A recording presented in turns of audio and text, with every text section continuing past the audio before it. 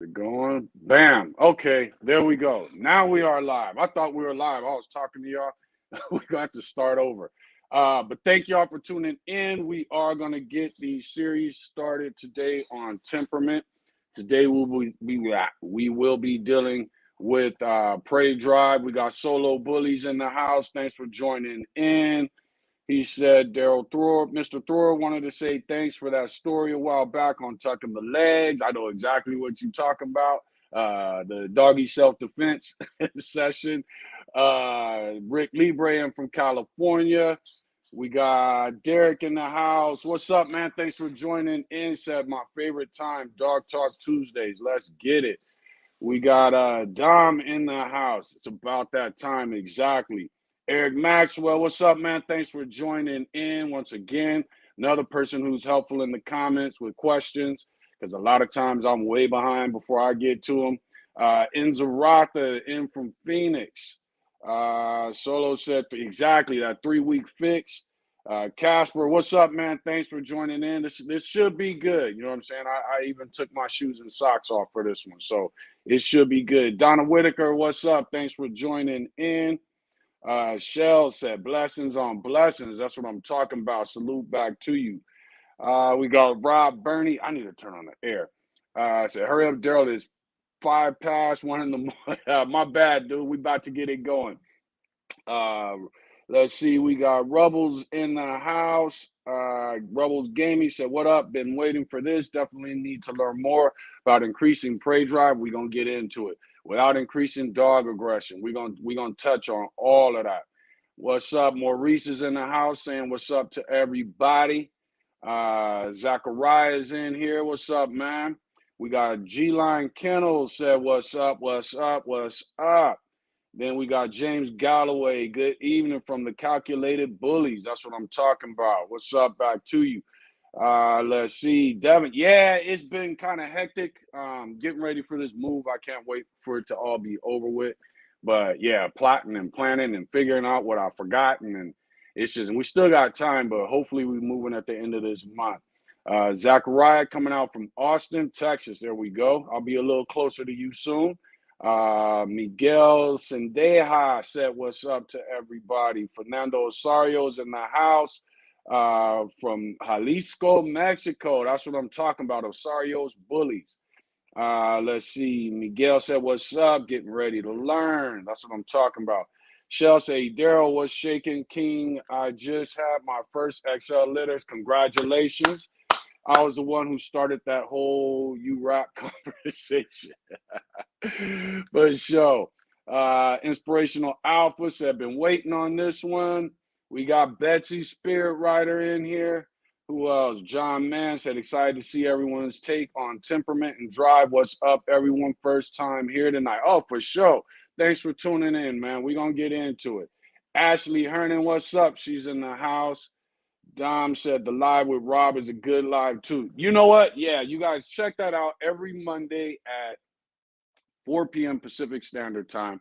I go live with Raul Fagundes of QBNK, Bobby from QBNK. I think he's in North Carolina, and Danny Cervantes of Second and None Bullies, owner of Champion He-Man.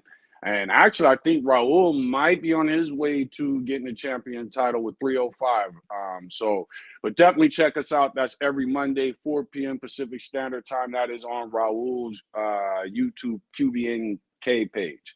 And then, here we are right now. We do the live. I do the lives on Tuesday by myself. And then Friday nights at 6 p.m. Pacific Standard Time, I go live with Robert McCormick from KTK Bullies and Rome from LOE Bullies, owner of Champion, what's his dog's name? Champion Rude Boy.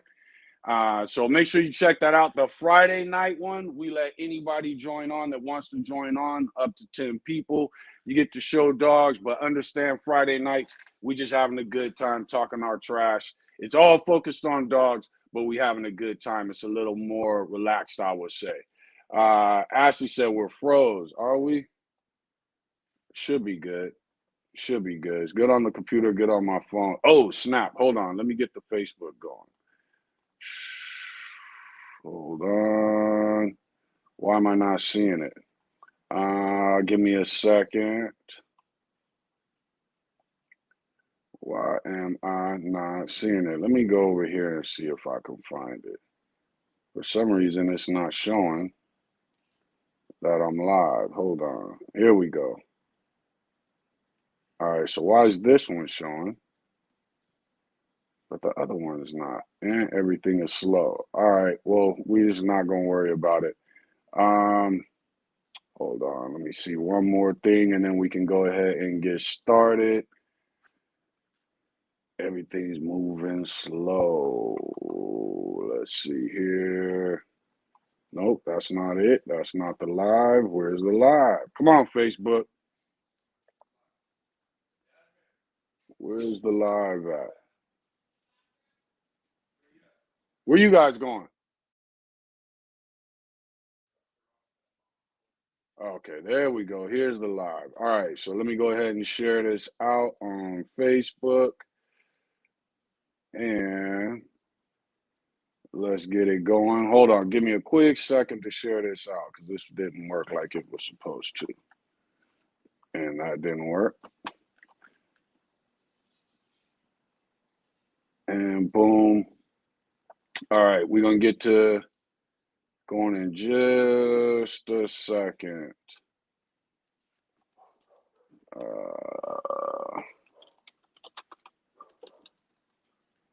Let's see, bully mascot.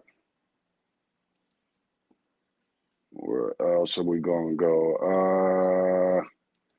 And dog man. Why isn't it coming up? Nothing ever works. There we go. And give me just a second. XL Bully Blackboard. DT, grab me a paper towel real quick, please. It's hot in here. I should have turned the air on. And so bully mascot. What else do we need? TVKC. All right, there we go. Let's go. Let's get it going. That should be it. And I will try to stay on. I think if I stay on this page on Facebook, I can see Facebook. Actually, nope, that's not going to work. All right, so let's get it going. So today's topic, as you guys know, is going to. Oh, okay, hold on. We got some other people in here. Townsend Bully Kennels, what's up, man? Thanks for joining in. We got Amanda Serene. Greetings from Ghana. Wow, that's what I'm talking about. Ready to learn about temperament. Well, let's get into it. So here's the deal. I get a lot of the consultations that I do. Most of you know I charge $50 a phone call. Sometimes we're on for an hour. Sometimes we're on for 3 hours. But I charge $50 a phone call. And a lot of times temperament is what comes up. And a lot of times people think it is counterproductive, but it is what it is. A lot of times when I start getting the same questions during a consultation, I figure, we might as well make it a topic in on the live so that, people don't have to pay for that anymore and have a better understanding of it. Or when they do call me, they will hopefully have a better understanding of it. So we're not going over as much. And that's kind of the purpose. Another purpose in this live is there's a lot of people in the community and they have a yard accident. Yard accident meaning two of their dogs got in a fight. They don't know what to do, how to get through that, whatever's going on. And a lot of times they're bashed. They have sincere questions and they post it in a group and then they're bashed for their sincere questions rather than giving advice. Same thing when you have breeders who have a dog that happens to bit somebody. It makes it out to the public. Everybody bashes them. Here's the thing about everybody that's talking trash about those breeders. 9 times out of 10, y'all breeding the same way. You're breeding for some type of aesthetics. Head, bone, girth, weight, whatever, Merle, whatever it may be, you're breeding for something that doesn't involve temperament either. And a lot of breeders will say, well, my dogs aren't high drive. I don't want them that way. That's typically a cop out or just typical lack of understanding of the importance of the various drives that make up temperament. They'll say, I don't want them that way. I don't need a dog that'll protect me. I got an alarm system. I got guns. I got all this other stuff. So a lot of that is through ignorance. One, ignorance in life and crime, and another is just ignorance on dogs. So the purpose in this series, when it's all said and done, we look at things like a lot of times we don't understand when it comes to the way of dogs. There's patterns and there's rhythms and there's levels to things that give us insight on what to expect from a puppy or a dog in another situation. And then we're supposed to be, as breeders, predicting these situations and these drives and temperaments and all these other things the same way we predict size and all these other things, and make that and then breed accordingly. When we're owning, training, conditioning, working, or breeding dogs, we have to consider this, because these patterns, these rhythms, these levels to things, they've been there long before we got involved, and they govern what we do. They're dictated by the species, and the beast species governs what we do. You want a shorter muzzle, species says, okay, I'm going to take away your breathing ability. You want a taller dog, species says, okay, I'm going to make it clumsy. There's consequences that come with every little thing that we do, along with those little things that we ignore.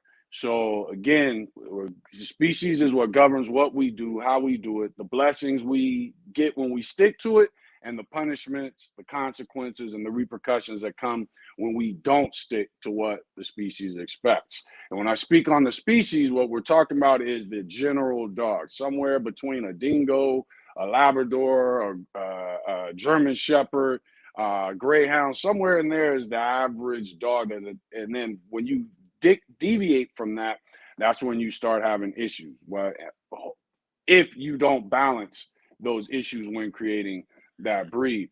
I was asked by a person what books are good to read when it comes to dogs. And truthfully, there's a lot of great books out there.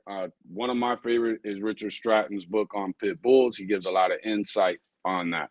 Another good one is The Other End of the Leash. There's a few others, but one book that I do love, or two books that I will say I do love when it comes to dogs, even though they have nothing to do with dogs, but as a breeder or a trainer, the Book of Five Rings is great, because the Book of Five Rings consists of five rings. I forget the guy that wrote it, but he was a sword fighter, and he would travel sword fighting and challenging other people to fight till death.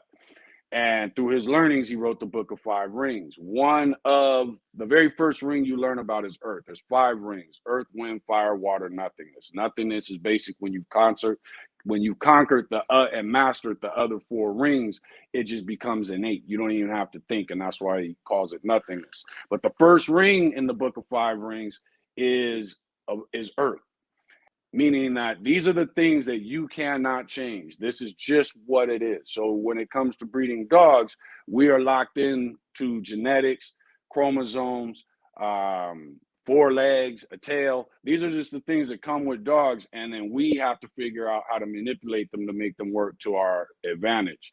Another book that I love is the Book of I Ching. I got to read it again because it's just an extremely complicated book. But it talks about the way of change and dealing with change. And then when you start doing your breedings and you're looking at puppies developing, if you can equate those books to your breedings and to your training and working of dogs, it'll take you a lot further than your standard dog books, Google, Facebook groups, things like that. One thing that I always say, and I'm going to be kind of all over the place with this. So one of the things that I always say is that when it comes to temperament, it has to be balanced. And the best example I can give for it is anybody that's ever been in a music studio, is anybody that's ever recorded. And I'm going to use myself as a perfect example. You have this track board that's sitting in front of you. And I've explained this before, and there's all these levers because there's a bunch of different tracks. And so on the first track, you have the bass guitar. The second track, you have an 808 kick drum. The third track, you got the vocals, the microphone. And then all of a sudden, I step in the booth and I've got a deep voice. So you got all these instruments going on, and it's time to record. You play the music, and the 808 kick drum, the bass guitar, and my voice conflict with each other. So you have to bring those levels down or up so that they don't conflict anymore. Pan one to the right, pan one to the left. You got to do all these different things so that this bass doesn't conflict. You have to balance it. And that's what temperament is all about. It's about balancing things. So just to give a quick example, if I want to lower prey drive, I have to remember these are predators. So there's a chance that I'm going to be lowering intelligence. What am I going to replace it with? In the bully community, we're just lowering things or raising things. But what you should be doing is balancing them. Something that's good to balance prey drive with, for instance, is play drive. You want to bring down prey drive, then increase the play drive, and you still end up with a balanced dog. Our responsibility as breeders is to create the best dog. That's it. Nothing more, nothing less. As a trainer, as a dog man, your responsibility is to bring out the best of that dog that has been created. But as a breeder, you're a creator. It's your job to create the best dog or to create the best dog within a breed. I say that because a lot of people will say, well, you should be better in the breed. Well, you can't better a breed without taking the dogs within that breed and making them better dogs. That's how the English Bulldog fell apart. They got the look, but when it was time to better the breed, they were supposed to be bettering the dog. And instead, they kept focusing just on the breed. And it just kept mutating and mutating, getting more extreme. And now we have a dog that, if not bred correctly, tends to be extremely unhealthy. The American Bully is headed in the same direction, especially with the word that we call tools and these extreme dogs that we go to. This evolves with time, but has to be balanced to prevent low intelligence, low life expectancy, vet bills, and a bunch of accessories, e-collars, and all these things we need. And that's why temperament is so important. Again, one of the reasons I brought this up is because you do have so many breeders who trash other people's temperament of their dogs because they had a dog fight, the dog's aggressive. This dog might have bit somebody, but the truth is you're breeding along the same line. So pretty much what happened, if you don't understand temperament and drive and thresholds, you're putting yourself in the chance to have the same thing, either because you studied your dog out to a female that you knew nothing about, or you have a female and you took this dog that you liked. He was a champion, he's got a big head, whatever it may be, and you bred it to your dog. And then now here you are stuck with a temperament that you don't know nothing about. There's an abundance of new breeders that are also new to dogs in this community. And there's abundance of old breeders looking to take advantage of you, push their rhetoric. And a lot of it, you'll hear people say, especially people that don't like me or my cousin in our entrance into the bully game, they'll say, Daryl knows dogs, but he doesn't know bullies. Well, that makes zero sense. Dogs are dogs. Breed type comes with the breed, makes zero sense. But they'll make these statements to kind of wash out the truths that they don't like when it comes to their yard, their breeding, or whatever their vision is of the American Bully. So again, with the abundance of new breeders, and you have many that take the easy way out by overlooking the basic things that breeders for thousands of years have always understood. And I've also understood that those things need to be taken into consideration. Temperament is the first and most important thing when it comes to breeding dogs. It enables the working dog to have the desire to fulfill his job. It keeps people safe at home with the dog that's in their house. There's a reason why a Great Dane can be around a little kid. It's because of temperament without you having to worry. There's a reason why some dogs can't be around little kids without you having to worry. We have to control the temperament. A lot of times what some breeders will do is they'll say, oh, well, my dogs have a tendency to be hot. Okay, but what are you doing about that? Because according to the American Bully standard, The dogs ain't supposed to be hot. And what a lot of people do is they get involved in the community and they push the written standard. They push the written standard. But they don't say nothing about the written standard when it comes to temperament and how their dogs fall short of that. Temperament, everybody talks about scatterbred dogs as if it's a negative thing. But a lot of people breed temperament in a scatterbred manner. You even look at dogs like Kimbo. How did this dog that supposedly put out hot offspring that have actually killed people, a little girl, bitten other people, and everybody says Kimbo's got hot blood. How did it make it all the way to 2022? Why are we still complaining about Kimbo? The reason is because people didn't take temperament into consideration, or they just ran from it. I'm not gonna have nothing to do with that dog because this is what I've heard. The truth is, Kimbo was still just an American bully. He wasn't bred for protection. He wasn't bred for fighting. He was just an American bully. So that if you understood temperament, drives, thresholds within those drives, it would be easy to breed away from Kimbo and get what it is you're looking for or whatever it is that you may desire. Because he was just an American bully. So regardless of what was used, we talk about ICK using presses, okay, but that was back then. These things should have been bred out. And a lot of times they weren't because people didn't understand drives and thresholds and when it comes to temperament. So we're going to discuss how to test for it. We're going to discuss how to breed for it, increase it or decrease it. How breeding too far any direction, you can lose intelligence, and how to balance these things. When this series is over, the temperament series, we will move on to ability. From ability, we will move on to aesthetics and structure. But again, like I said, there's a lot of breeders in here that do want to do the right thing. And that's what these lives in this series is going to be about. Because again, you cannot create good American bullies without creating good dogs. Otherwise, you'll meet the preference that people consider a good American bully, but it won't necessarily be a good dog.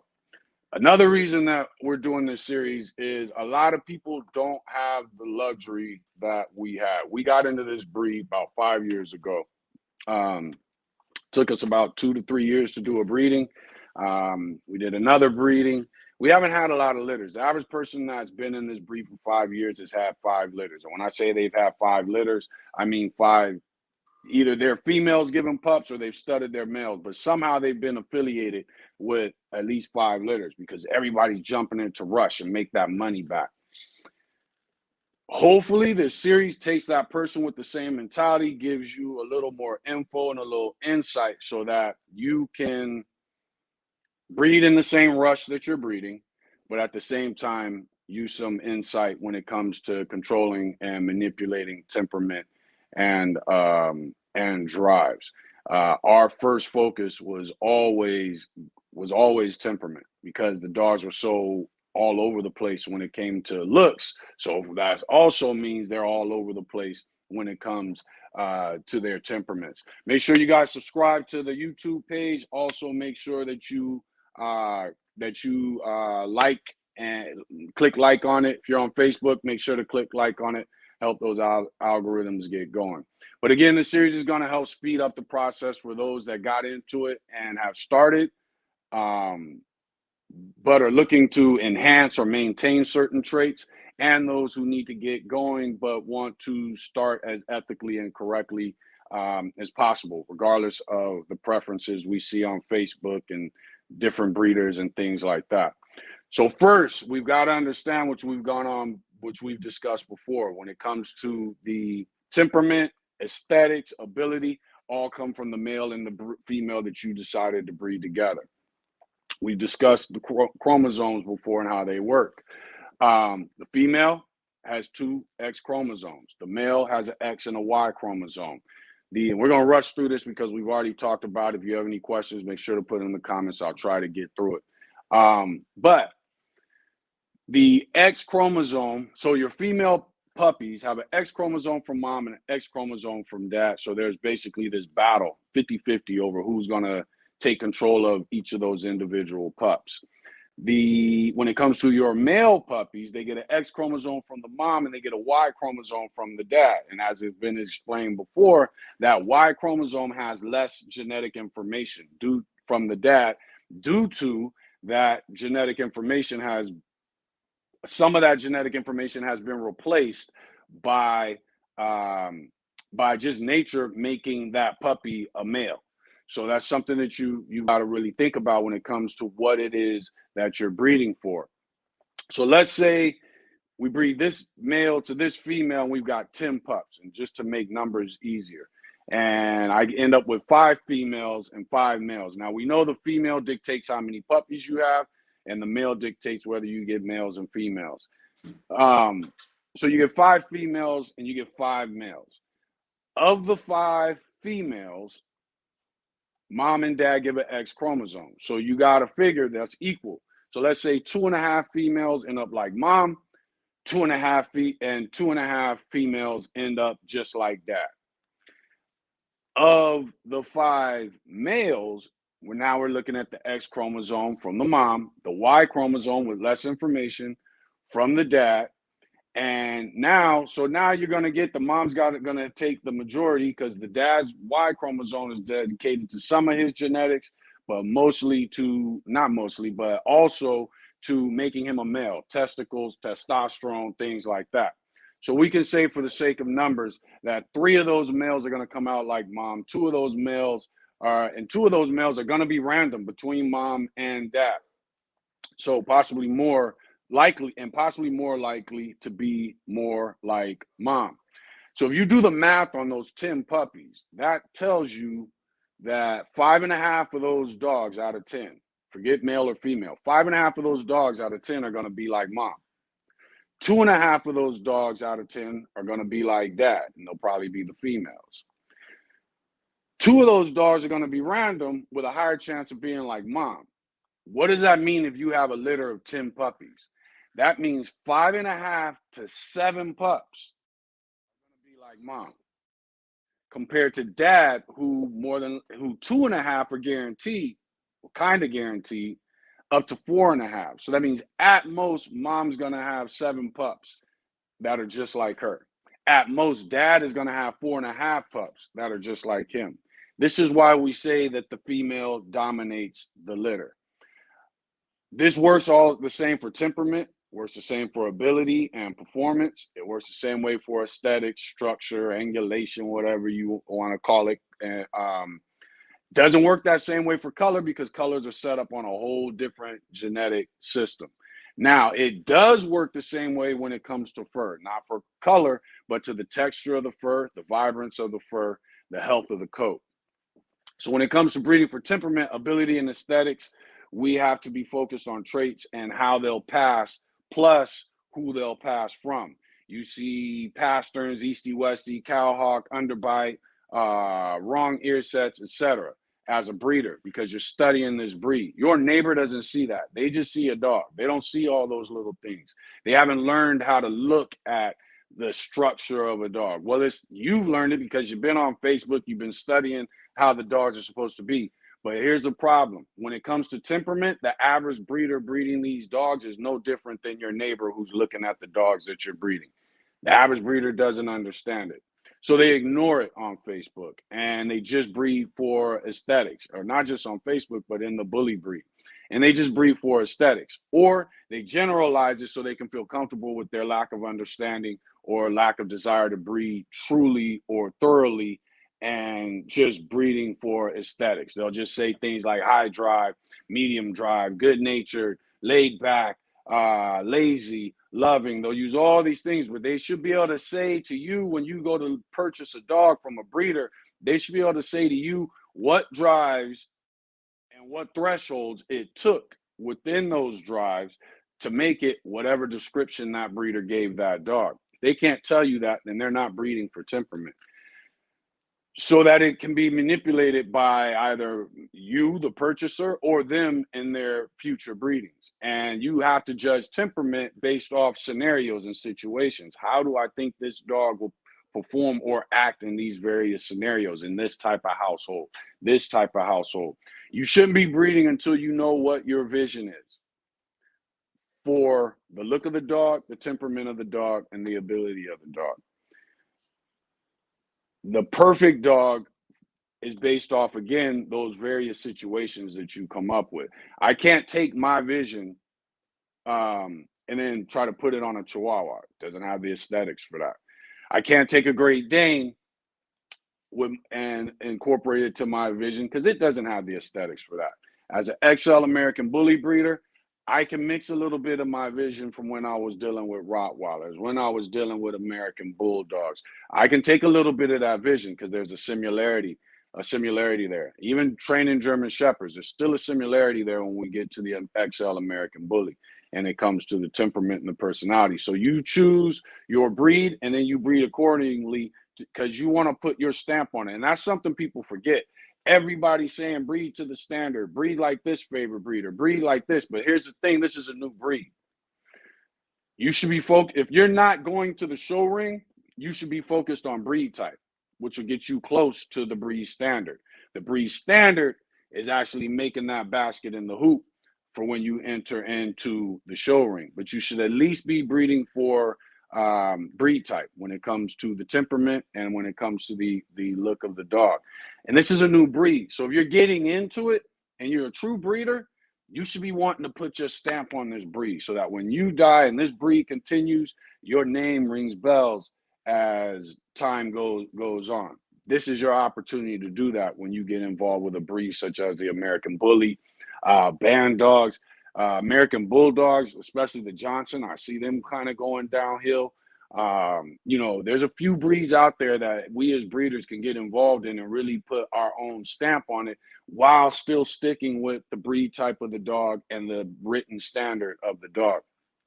So this series that we're going to be doing is all about putting your stamp on it when it comes to temperament, when it comes to ability, when it comes to aesthetics, regardless of what breed you chose, because I know we got some pit bull breeders in here. We got band dog breeders in here, American bulldog breeders in here. So this is about you putting your stamp on it, you creating your bloodline. If you're not aiming at a bloodline, there's really no reason for you to be breeding, especially in a new breed. You're not helping anything. People will say when it comes to temperament, they'll hear me talk and they hear the whole drive the bully thing and they say, well, these aren't pit bulls. We don't work dogs anymore. I don't need protection. I got a gun. I got an alarm. Here's the thing when it comes to that. Back in the 80s, I think it was the 80s, mid 80s, I was a little kid and we were all scared of Richard Ramirez, the Night Stalker. He was moving through Southern California, and I think also Northern California, and he was just killing people at random. Well, they had a town hall meeting. I forget what city it was. It might have been West Covina in California. And they had a town hall meeting. And in this meeting, they were talking about what to do. And so the police were in there and they were saying, lock your doors, check on your wives, do this, do that. Don't let your kids walk alone. They had all these suggestions. Well, one dude boldly stood up and he said, everybody just needs to get a gun. I got a gun. I'm not worried about this dude. That night, that very same night, that dude was killed by the Night Stalker. His gun was right by his bed and never moved. What they didn't realize till later, years later, was that the Night Stalker happened to be present at that meeting. Had that dude have had a dog, have happened because you can come in my house with a gun. If my dog is there and he's bred correctly as a dog, forget the species, he's going to bark or he's going to bark plus attack. That dude would have then had the time to get his gun. Now, the Night Stalker had a gun, so of course he would have just shot the dog. But once you shoot that dog, what happens? You just alarm the whole neighborhood. You got to go. So my dog may die, but at least my wife, my kids are safe. And at least I have the time now to get my gun or whatever it is, however I plan on defending myself. These are the things. I have an alarm system. Okay, that's cute. But what if the person's outside? They don't enter into the home. My dog's in the house. They know when you're outside. The alarm don't tell me when you're outside. You see what I'm saying? I have ringtones and I've got cameras set up. Okay, but if you're watching TV, you're not watching your camera on your cell phone. Your dog is always aware. Your dog knows what cars are coming down the street. If somebody is always coming to your house, your dog knows, okay, it's about time for you to get an oil change. They hear all these things, they're in tune with it. And that's how we need to, as breeders, be taking advantage of these situations and not listen to breeders who try to water things down or ignore things so that they can feel better about the ways that they breed and market themselves and seem and come across like they don't know what they're talking about. Their dogs might be perfectly, lazy at home. That's cool. But guess what? Now you're breeding to other dogs, and those offspring tend to change. And here's the thing, because some people will say, well, my dogs are lazy. They just like to kick it, and I'm satisfied with that. Okay, well, that's cool. I don't need prey drive. I don't need all these other things. Okay, cool. You breed for that. But guess what? Now your dog you breed that dog, you take that pup, it goes to a new home. That new home brings on new situations. And now you got a dog that's always last to the ball, always last to figure out what direction the ball is going to bounce. He's got to compete with this Labrador and he's got to compete with this Jack Russell.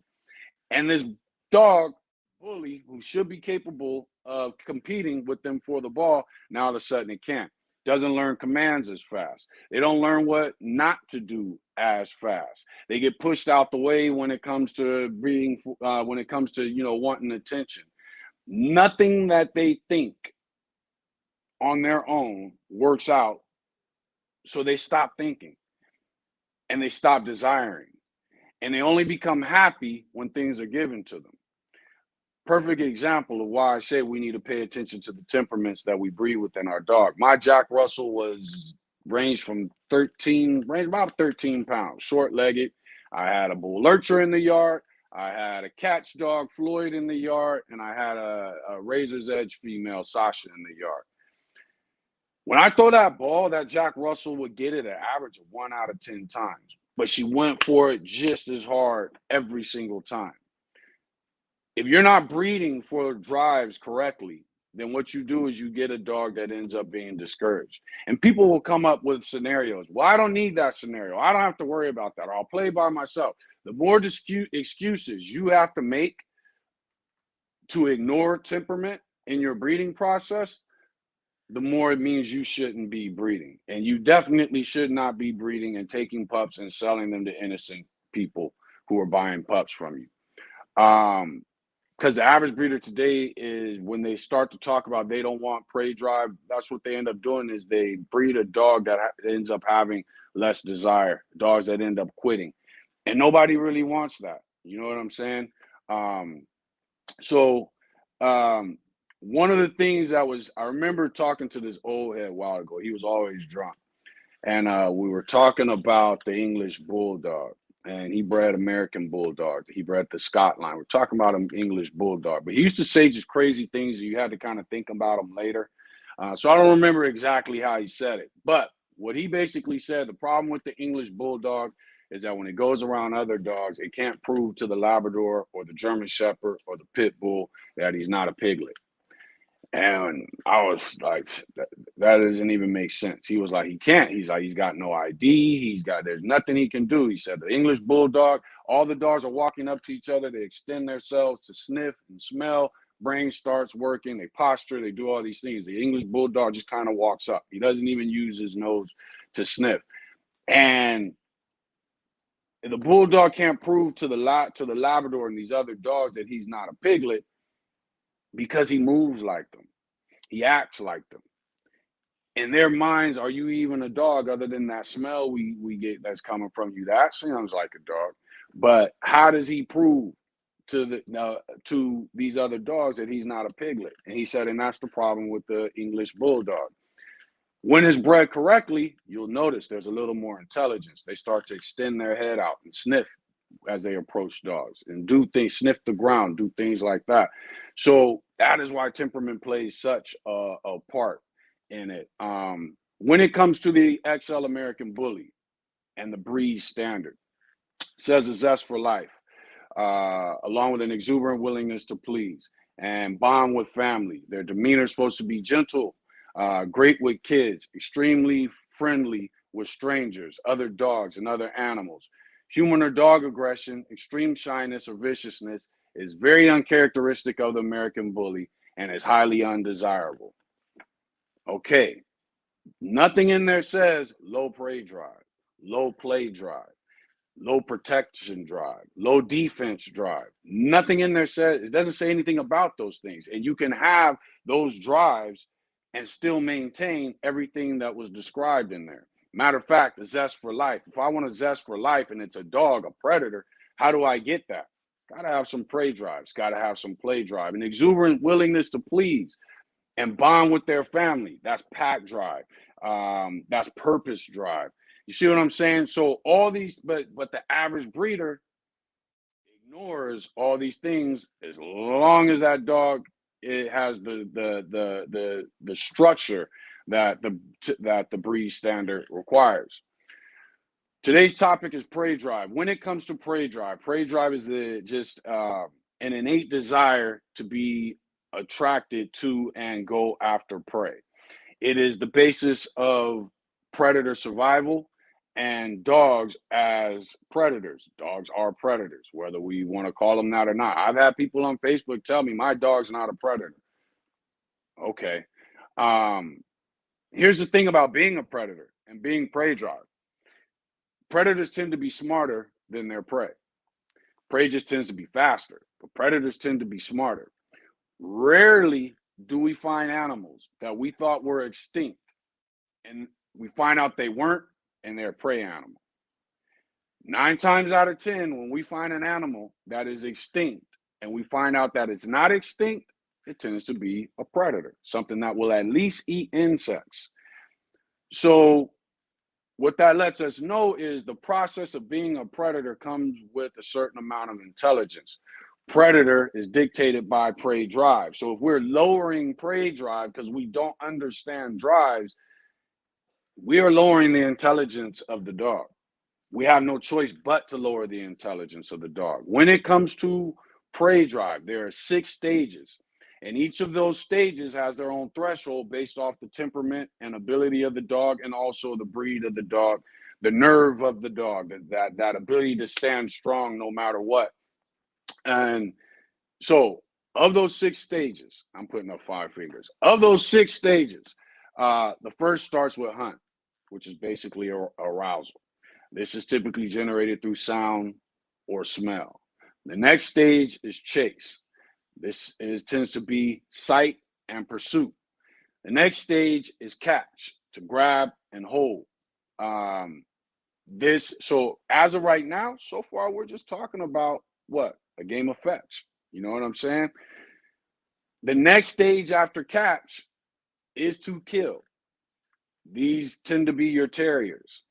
The next stage after kill is to fight. Most predators don't want to fight. They want to take down things easily so that they don't take on injuries.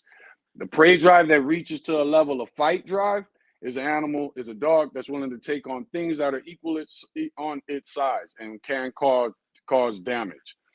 So there are dogs who have kill drive, meaning they'll kill a mouse or a rabbit. But if a raccoon comes in their yard, they don't want to kill that because they don't have that level of fight drive in their prey drive. Also, fight drive can veer on its own.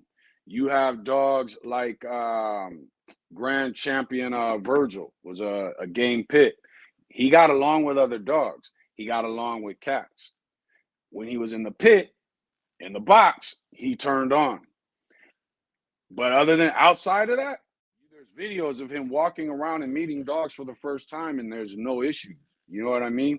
So he didn't have a high prey drive. What he had was a high fight drive. So prey drive can lead to fight drive, but fight drive is still a separate thing. The very last stage of prey drive is possession. This is when the dog gets something and it just wants to destroy it, whether it's a toy, it wants to pull it apart, it even may want to digest it. You've heard me speak on my Jack Russell. Anything she caught, she ate. That was just her. The other dogs would kill something and leave it there. If she caught it herself, not if the other dogs caught it, but if she caught it herself, she would actually eat it. Prey drive has nothing to do with aggression, and the bully community has to get out of that mindset. When it comes, the best example, and some of you have heard me say it before, I had a bull lurcher. Name was Kayla. We didn't breed for this, but to me, this was the perfection of breeding, and it is something that we aim for, that level of intelligence now. But Kayla used to kill rats, mice, cats, coyotes, raccoons, skunks. Um, but when my daughter's hamster was making a lot of noise at night, and some of you heard me tell the story, I had to get up early to work. I put the hamster in the garage. The hamster somehow got out of his cage, crawled out the garage, got into the yard. Kayla caught it. She was scratching at the door. Kayla never scratched at the door. She was scratching at the door. I opened up the door. She sat the hamster down. It was perfectly fine. This is the same dog that was killing raccoons, mice, rabbits, coyotes. That the same exact dog. So that lets you know that prey drive is not aggression. It is just the purpose of the dog. Later, the lower stages or the late stages that you heard me say later, those can be affiliated with aggression. But prey drive overall is not affiliated with aggression. When we take those six stages of prey drive: hunt, chase, catch, kill, fight, possession, and we start to get lower than catch, we're starting to lose intelligence. When we get lower than chase, we're starting to lose intelligence. Eventually, you don't even have hunt, you don't have arousal, and these dogs have extremely low prey drives, which is not good. Um, why is prey drive necessary? For hunting, controlling, on just at its basics: hunting, controlling rodents, reptiles, varmints, herding. The show ring, you see show handlers with their dog's favorite toy, fetch, prey drive, agility, training. Flirt pole is all about prey drive, bite work, spring pole. All these things are affiliated with prey drive. Um, how did we get to where we're at with us and these dogs and as predators? So in the beginning, dogs were predators. At some point, they decided and formed a symbiotic relationship with man. What we do know is that once we started breeding dogs, we learned that from birth to 2 weeks, the dogs are all about touch and smell. In 2 to 4 weeks, they are all about sight and sound. This is where prey drive kicks in. So when we get into testing for prey drive, keep that in mind. Prey drive is nature's teacher for dogs, enabling them to learn the possibilities of their prey and the capabilities of themselves in responding and reacting, and ability it gives them, and their ability. It gives them pride. It gives them confidence. It gives them further cognition based on successes and failures without needing human praise or awards. So, for instance, if I grab a ball and the dog sees me throw it straight, it knows that, okay, it's going straight, run, get it. If I throw it to an angle, it knows, okay, it's going to bounce off the brick wall. If I throw it this direction, it knows it's going to bounce off the wood wall. Over time, through its prey drive, it also learns that when it bounces off the brick wall, it actually bounces further. So I have to prepare for that in a different manner than I would prepare for it to bounce off the wooden fence. These are things you have to think about. I'll give you another example. Same dog I was talking about earlier, Kayla. We used to go to this area in this field where there was, for some reason, there was kind of like this little fenced in part. There was opening, wide opening, but it was this fenced in part. It used to be full of rabbits. First time we got to it, Kayla, Floyd, Fox, Sasha, they just took out in there running straight in the middle of the field after every rabbit that they saw. All the rabbits ran through that fence that was on the outside part of it, and they didn't get anything. Eventually, Kayla started figuring it out first. She started using her speed to her advantage, and she started hitting the perimeter of the fences, causing the rabbits to run towards the middle. The dogs also realized that this is what she was doing, so in their learning process, they learned to run straight to the middle and wait for rabbits to come to them, and there would also be some that laid low trying to hide, and they could go after them later. Over time, they also learned, hold on real quick,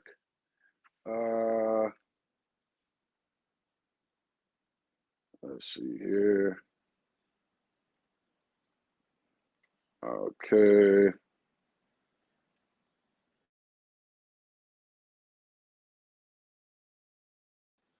Am I back? Yeah, looks like I'm back. Let me make sure that I'm back on the system. Yep, I'm back. So over time, the dogs learn that we can't keep up with Kayla, but when we come in, this is how she operates. Also, they notice that if there happen to be raccoons by those fences, they would climb the fence, hit the trees. She started changing the way she entered because there would be the possibility of those raccoons and things being in there. So prey drive enables dogs to learn on the level that dogs are supposed to be learning beyond just what we as humans teach them. Um, so we have to understand that when it comes to the way we breed as man in these days, you got to remember originally this was all about, dogs for survival. Then they became part of the purpose of man. And this was all about hunting, herding, protection. Um, Pets and the show ring and dogs that were created strictly for that have really lowered down the cognition of dogs. So we have to be aware of these things. Um, Prey drive is displayed. It is something that we have to be able to look at. But sometimes we don't notice the necessary signs of it. That focus of the eyes, that prick of the ears, the way the tail goes up, the way the dog freezes, the muscles that freeze on the dogs. It has uses, as we discussed earlier. It has to be controlled if a dog is overly high in prey drive. Um, what if a dog has a high prey drive and I don't want it? Then you've got to control it. Leashes, fences. You also got to train away from it by breeding it out. Um, for instance, one of the best things to do when you got a dog that has a high prey drive, you breed it out, breeding to a dog that has that has a higher pack drive or a higher play drive, but a higher play drive, but a lower prey drive, then your dog will assist you. The reason pack drive comes into effect is, let's say I do have this dog, it's got a high prey drive, and I need to teach it to stop going after various animals for whatever reasons. Then you can put that dog on a long leash, and when it gets the attention of when that animal or whatever it is gets its attention, tug on that leash, get the dog to come back to you, give it a treat. Eventually, the prey drive hasn't changed. It's genetically still there at whatever threshold it's set at. But by tugging that leash, I'm now and giving that dog a command. I'm now teaching that dog to ignore things and come back to me. That is one of the best ways to do it. You can even start off with a treat. Toss the treat out there. Dog goes to get it, pulls to go get it. Come back, give it another treat. And now it learns, like, okay, in the middle of going after things, I might be told to stop, and I'm going to go back. From there, you graduate to taking the dog out to fields or where there's a rabbit or where there's other dogs or squirrels.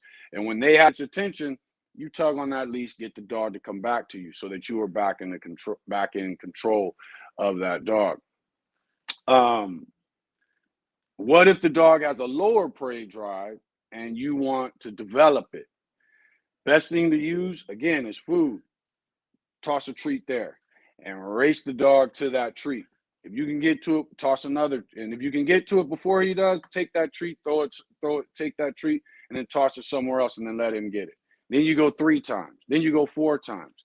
Or you take that, let him go after that treat. And when he gets there, as soon as he gets to it, throw another one. Let him start sniffing, looking for those treats. These things will start to get the prey drive building in dogs that are of a low prey drive. Now, you're going to have to remember what it took to get that dog going, because eventually, if you want higher prey drive in your productions, you're going to have to breed 2 dogs that already have a higher prey drive. The best way to breed when it comes to breeding for temperament is to break things down, drives down into thresholds. Today, we're talking about prey drive. Tomorrow, the next live, that's going to change. What won't change is how you rate those thresholds. The thresholds, what I over time have learned to do is take those thresholds and rate them from low to medium, medium to high, and high. You want to give each of those categories a point. Low, 1 point. Low to medium, 2 points. Medium, 3 points. Medium to high is 4 points. High is 5 points. This doesn't matter if we're talking about prey drive, doesn't matter if we're talking about play drive. We're strictly talking about the thresholds within those drives. Again, temperament is made up of a bunch of various drives. Every dog on the planet has every single one of those drives. That's what makes them dogs. Each of those drives, though, are set at different thresholds based off the breeding, based off the breed that the dog is. So in order for you to breed for a certain temperament, you have to, one, recognize that temperament, and then two, you have to recognize the threshold, the level that that temperament is at, what that dog is willing to do to be rewarded by following whatever that drive happens to be. So again, low, 1 point, low to medium, 2 points, and I'm gonna get into why you want to do this. Medium is 3 points, medium to high is 4 points, high is 5 points. I had somebody tell me today, I don't understand drives a lot. It doesn't matter. You just take your experience to rate those thresholds however you choose. For example, let's say I'm just learning about dogs, and in my opinion, this dog goes nutty when I throw the ball. So I'm going to score him 5. And this dog over here doesn't go as nutty, so I'm going to score him 3. And then time goes by. And as I learn about drives, I realize that, you know what, this dog really wasn't a 5. He was actually more of a 4. Automatically, that dog that I rated a 3 is going to get knocked down to a 2. So it doesn't matter what you know or don't know at this point. The more you know, the better it is. But if you don't know it, as long as you rate it based off your perception, your experience, you can still breed for it. Because if I'm taking a 5 and I want it to be set at a 4, and I've got this dog that's a 3, when I learn that a 5 is really a 3, guess what? That means what I expected to, what I wanted as a 4 is really a 2. And this dog over here that I thought was a 3, he's really a 1. So we're still in the same ratio when it comes to breeding. And I hope that makes sense. So don't be intimidated by not understanding drives. Just get out there, start learning them. The tools you're going to need to test, along with the threshold and the scoring system, the tools you're going to need to test for drives, especially when it comes to young puppies, your stopwatch. I love the little mini flirt pole they have in the cat section. It's attached to a feather and a bell. First thing I do with a litter of pups is I take that little feather and I start wiggling around there and jiggling that bell. To one, let the bell get their attention. I let them see it, and then I have them chase it around. And I have that stopwatch going, and I look to see who's going to continue chasing it, who's going to continue chasing it the longest. When I get down to, if it's a litter of 10, when I get down to like the last 3 that are willing to chase it, then cool. What you have to be careful of is not to do it that often, because otherwise you can teach those puppies that stop chasing early. You can start conditioning them to quit, and you don't want to condition them to quit. Things that quit tend to lack confidence. They may act like it, but they really don't have it. So you don't want to do it so often. And you also want to start doing it with those puppies as individuals, understanding that the drives in a dog change when they're with their pack or their litter mates from when they're by themselves. So you also want to test these dogs individually and see how long they will go for it before they quit. The minute you start realizing the dog is about to quit, let him catch whatever it is that you have, so that way his confidence maintains and he will push himself more. But that little mini flirt pole is great. You guys will see me with the little red light thing again from the cat section, the little laser light. The reason that I like to use that is, first thing I do is start off with the mini flirt pole. It's got a little bell on it when you get it from the cat section. So now you've got sound plus you've got sight, like we talked about earlier. When they get to the point that they're chasing it good and they're moving good, then I'll remove the bell. Now I just want to see how you do without the sound stimulation, and hopefully get the same thing. Eventually, I remove the little miniature flirt pole and the feather, and I move on to a laser light. Then I will also start using, because that is flat on the ground, and you want to see that they will still go for it. Some pups in a litter will not go for that laser light. They'll look at it, but it's like, what is that? Other pups, they try to go after it. This is going to give you an example, showing of who's who within these litter of puppies that you have. This is going to help you gauge. You may not want the puppy that chases the feather and the laser light the longest to go to some elderly lady or somebody with disabilities that comes to get dogs from you. So you have to think about these things and temperament when it comes to not only your dogs and your future breedings, but also your customers. Tug toys, another great way to build prey drive. Some people will say, my dog just isn't into tug toys, and it's hard to get them into it. If anybody that ever saw the interview that I did with Marlon, owner of the Hope of DDK9, and he was talking about, you would never know it. You see Kobe jumping up on trucks, going after the bike sleeve and all these things. He said when Kobe first started, Kobe didn't have a high prey drive, and it took him time to develop it. Well, you develop it by just getting to go after little toys, rewarding them. And then eventually they go, and then you make the game slowly but surely more intense. The ball is another great one, a small ball and a larger ball. See how they go after it. All these things give you an example. The reason I said have the stopwatch is you want to time them. And I'm going to give you an example of why you time them. You have to do the math based off the thresholds. So if I've got a dog that chases it for 60 seconds, the other dogs aren't chasing it for as long. And the stopwatch prevents you from using your own preferences that have nothing to do with it. Sometimes we like, this is our favorite dog. So I say, you know what? He actually chased it the longest. Well, in reality, he didn't. So you want to, and this is all about breeding for litters, not breeding for just one pup. We're breeding as a breeder. You're supposed to be breeding for litters. When you see this big, huge, boned out, muscled up dog being bred to this female that's thin and skinny, chances are that person is just breeding for one pup, and they end up losing consistency. And you'll never know, because the pups that didn't fit what they were looking for, they get sold, and those people aren't on Facebook. So again, you got to do the math on it. So you want to rate each pup accordingly. So if this dog chases for 60 seconds, I'm going to consider this puppy high drive. He's a 5. If this pup chased it only for a couple seconds, I'm going to consider him a 1. He's low drive. And then you want to do the math. So let's say we got 5 pups in the litter, and I'm pulling out my calculator. So the first pup only chased it for a little bit, so I'm scoring him a 1. The second pup went a little longer. The next pup went a little longer than that. The fourth pup went a little longer than that. And then the fifth pup went the longest.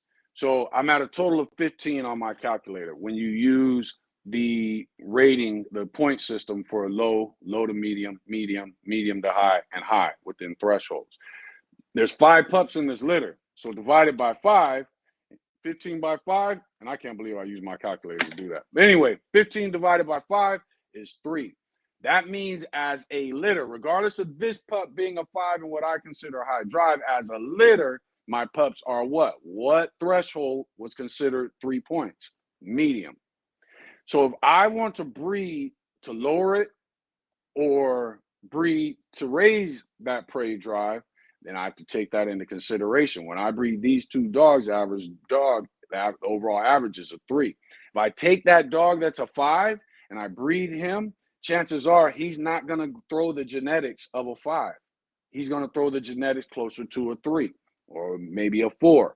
You get what I'm saying? So that's what we have to take into consideration when we're looking at prey drive or any drive. And then you want to keep the pup that has the temperament or the drive score that you want, so that you can hopefully breed him and bring that back out. Chances of him producing it, if the rest of the litter, if he's at a 5 and the rest of the litter is at 2s and 1s and 4s and 3s, chances are he's not going to produce a 5. But out of that litter, he's the one that's going to give you the best ability to produce that score. If you're looking to lower prey drive, this is something that has to be understood when it comes to temperament. Let's say I score this dog a 5, and I want to lower his prey drive to a 4, what I perceive to be a 4. So I find this dog, and I perceive him to be a 3. So I say, perfect. I breed 5 and 3 together, and I get 4. That's not how it works. You breed 5 and 3 together, and you're going to get some 5s and some 3s and maybe a couple of 4s. But the majority of the litter is going to be 5s and 3s. If you want 4, you have to breed to 4 so that you can continue producing 4. So if I have a dog that's at 5 and I want to breed it to I want a 4, I'm not going to breed to the dog that's a 3. I'm going to breed to the dog that's a 4. That way, my litter is split between 5s and 4s rather than 5s and 3s and just a couple of 4s. So that has to be thought about when it comes to breeding for temperament. Another thing, when it comes to lowering drives, prey drive, any drive, those drives, like we talked about earlier, where you're in the music studio, they have to be replaced by another drive in order to keep a balanced dog and not lose intelligence. So if I've got a dog that's got a high prey drive and I want to breed it to a dog that's got a lower prey drive, I need to find a dog that's got a lower prey drive but has a high purpose drive or a high play drive. Those are two drives that are great to replace prey drive if that's what you're looking for. That way, the play and the purpose maintain intelligence that you would have lost by bringing down the prey drive. If all you do is bring down prey drive without compensating with purpose and play drive or another drive of your choice, then you're going to end up losing intelligence. Again, stick to what you know based off your understandings, your experience when it comes to judging the thresholds. High, medium to high, medium, low to medium, low. Stick to what it is you know, what you understand. And as you learn, it shifts in ratio. It doesn't change. So your breedings aren't going to change based off what you learn. So don't worry about that. It doesn't, and the more you learn, the better you'll get at judging it.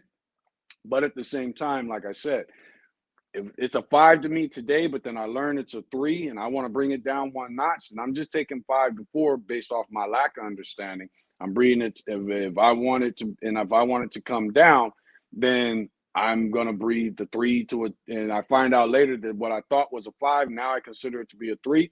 Then that means I'm just gonna bring it down to 2. So that's what I want people to understand, so that it doesn't come off intimidating. Because how you rate the threshold is your personal perception, like I said, based off your understandings. The part of your perception that will never change, regardless of what you understand, is that it's yours and it's at that time, at that moment. Those are the two things that never change, no matter what you learn. The more you learn about various drives, the more you'll learn to test them. But your ratio when you're breeding for them, it doesn't really change. So breed based off your ratings to the rating of your vision, and you won't go wrong. Also remember, don't breed for that dog off that dog that's a 5. Remember, your score in the litter was actually a 3. So you want to think about that when you're breeding to dogs. High breeding to medium doesn't always get you medium to high. In between, 9 times out of 10, you're going to get a bunch of highs, you're going to get a bunch of mediums, and you might get a few mediums to high. So think about what you want and breed directly to what you want. Don't try to compensate for it. And this is why so many breeders have been breeding for this breed, especially American bullies, for 10 plus years, and still have the issues with their dogs. Temperament issues, high rears, sway backs, easty westy, because nobody's really looking at things to balance them. And I shouldn't say nobody, but too many people aren't looking at things to balance them. Dogs end up easty westy, stiff stifles, weak pasterns, low energy, docile, dumb, or they end up overly reactive. And then we cover it up by promoting, bone, head, mass, breed to the standard, visually only. And that's the problem. You have to breed to the rating that you want, just like any other trait, to increase your chances of getting it and being able to also reproduce it. If I've got, I don't know, for some reason my dogs have small heads. So what do? You breed to dogs that have larger heads. You find a specific dog and he's got a larger head, you breed to that. It's the same way when it comes to temperament, but when it comes to Actually, not temperament. It's the same way that it's the same way when it comes to the thresholds in temperament. You need to breed to exactly what it is you're looking for based off how you rated it. The best thing we can do is go back to the beginning of this breed and its psychology. And what should have happened was they should have bred for temperament.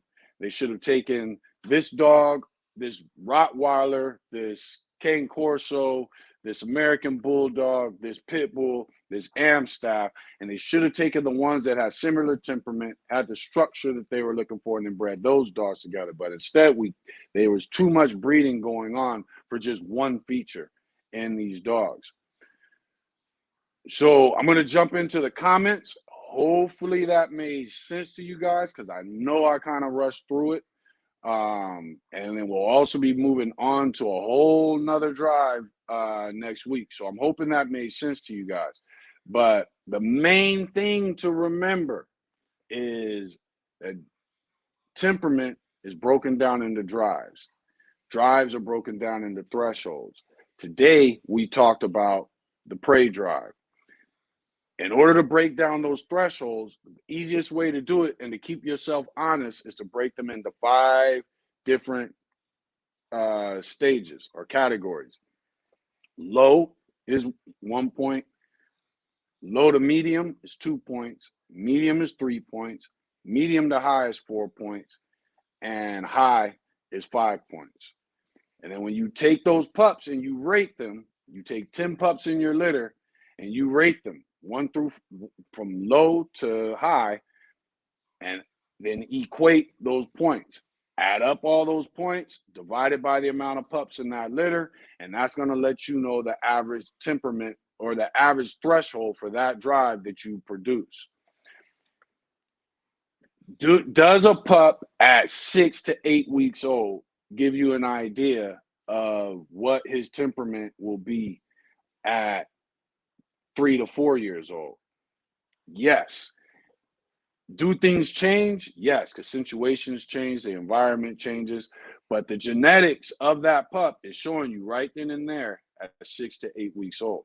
That's why a lot of times you get breeders who, when they get good, they can tell you exactly how a pup's going to look at 8 weeks old.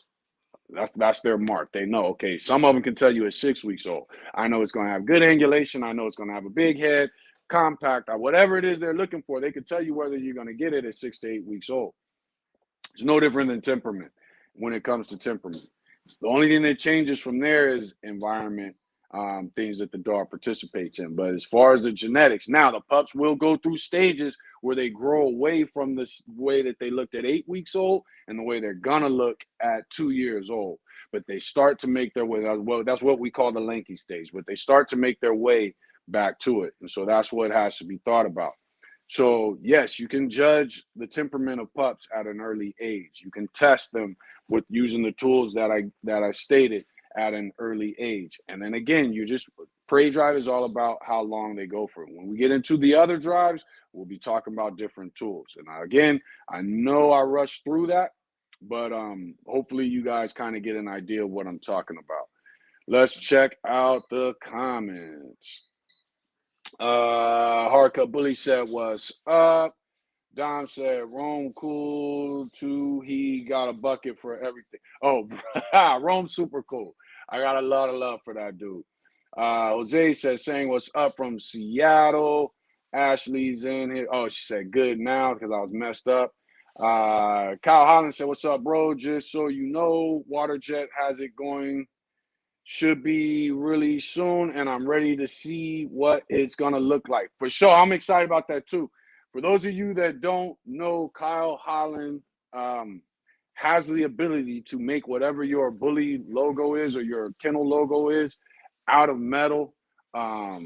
He then puts these lights in it, different colored lights in it, so that your logo is sitting there made of metal, and then it's lighting up. It's dope. If you check out QB Kennels, Raul has one. Danny from Second to None has one. Kyle's working on the one that we got. So I'm really looking forward to that. And as soon as I get that, I will be showing it off. But salute to you, Kyle, and thanks a lot for that. Johnny Mann said, I got off the Facebook one and just came straight to the YouTube and subscribed and followed. I don't watch QB&K on the Facebook one. And I get, you know, a lot of people prefer to be on Facebook. For whatever reasons, I can't see Facebook on StreamYard. And actually, hold on, bam, Fatima just showed up, and hers is from Facebook. So she's showing up on here for some reason. But for some reason, a lot of people don't show up on Facebook. It was at least supposed to show that the comment came from Facebook, and I'm not even getting that. So there's some kind of changes that they're doing to StreamYard that I got to look for. But what's up, Fatima? Thanks for joining in. Max Templo says, salute back to you. Let's see. Spirit Rider said, yeah, I watch from YouTube. But yeah, if you're on YouTube, I'm guaranteed to see your comments. WKRK9 said, what's up? Temperament Series. Exactly. Bully Brad Kendall said, your was good. Everybody, how you doing? Heart and Soul Bully said, hello from Maryland. There we go. Great to see you. Looking forward to the Temperament Series. Johnny Mann said, yeah, the boards are trash for people have accidents. It's terrible. Dogs will be dogs no matter what, even though they have been domesticated a long time. A dog is a dog. Agreed 100%. It's just a different mentality that we have now, what people call a fur mom mentality. I give you an example. My son and I went to the last XL American, the last big XL show, Cinco de Mayo. And there was a dog there that I'd constantly been hearing about. And I was with, I'll go ahead and say Fred's name because I know he won't tell you if you ask him. But I was with Fred Duran, and he was like, there's such and such, the dog's name. I don't want to say the dog's name. I don't want to say the owner. So I saw it, and I ended up walking to him, and I wasn't in my normal frame of mind. And as I walked up to the dog, he looked friendly. I reached out to pet him. At the same time, the owner's wife was approaching, and it was like the minute he realized she was coming close, he went on defensive. Snap, bit my hand. I was able to just get it away from him in time, and then he went up at my face. I leaned back. Once the wife got set in position, he calmed back down. The average American bully breeder, especially on Facebook, would have ran to Facebook and they would have been, oh, this dog's terrible. Look what it did to me. They would have been showing wounds. Instead, went back to Fred. He had some alcohol, put the alcohol on it, and I went on about my day. I like that dog even more now that it bit me than I did when I first saw him, because I knew he only reacted that way because dude's wife was coming and he got defensive. He didn't bite anybody prior to that. People had been petting him. It was just a scenario. Do I want my dog to bite somebody at the show? No. Is this a dog that you could use in your program? Yes. And a lot of you have and don't even realize it. But to me, that's a dog doing its job. He's not just being a bully. He's being a dog. And that's why when you come to Facebook, everybody's looking to bash. But a lot of the problems that they're bashing, they have in their yard, or they're just a couple breedings away from having it in their yard, because they're not doing anything to go away from it. They're just running to get clout off of bashing other breeders for incidents that they've had with their yard. And that's where we're caught at when it comes to Facebook. Johnny Man said it's our duty to understand them if we are going to continue to live with them and own them. There you go. There you go. Family First Kennels, what's up, man? Thanks for joining in.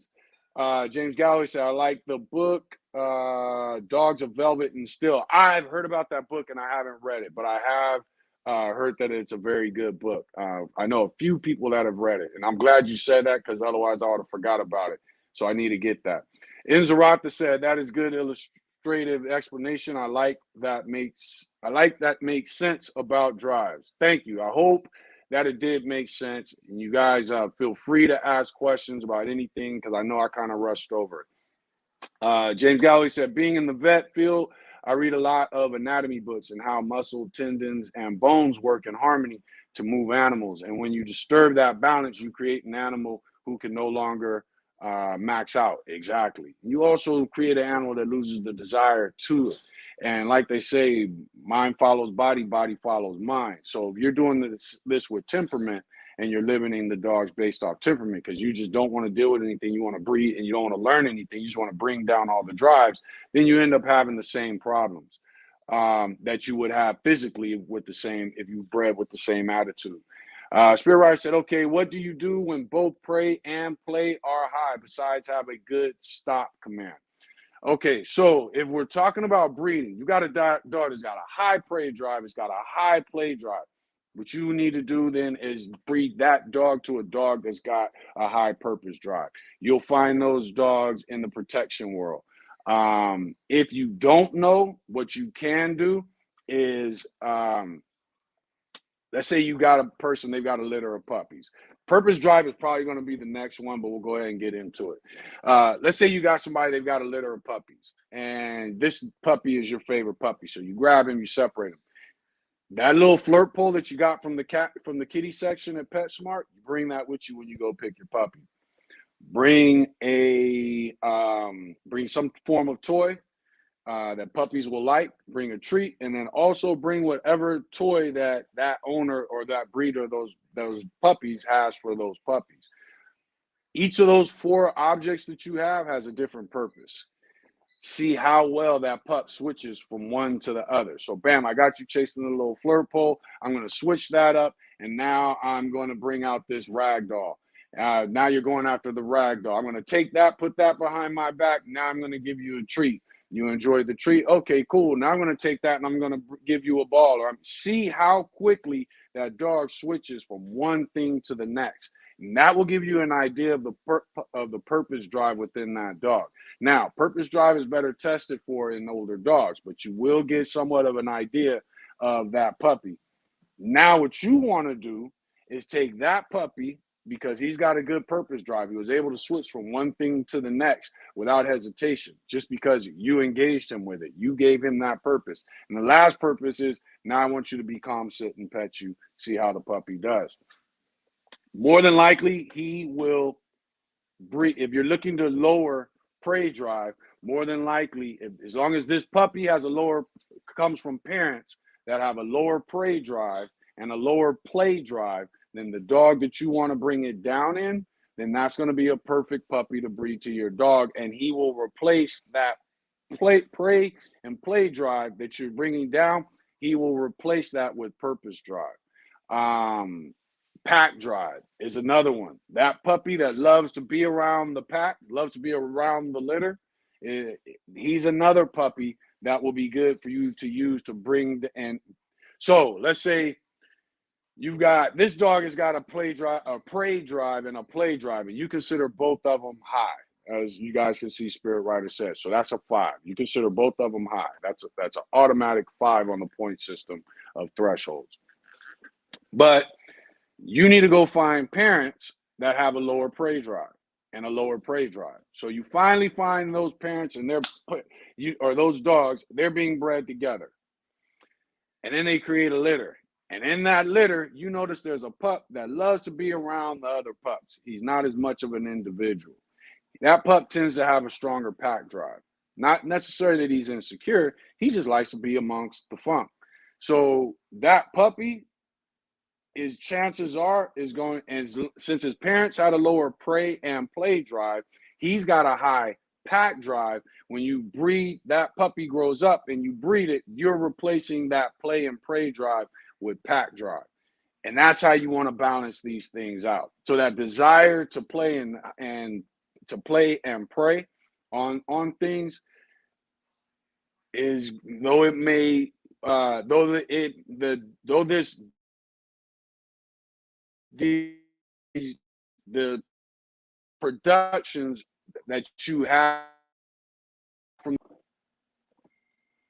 okay, there it goes. Though the productions that you have from those breedings have now produced a prey or a play drive that may not get the intelligence where you want it, at least that pack drive can replace it because it's higher.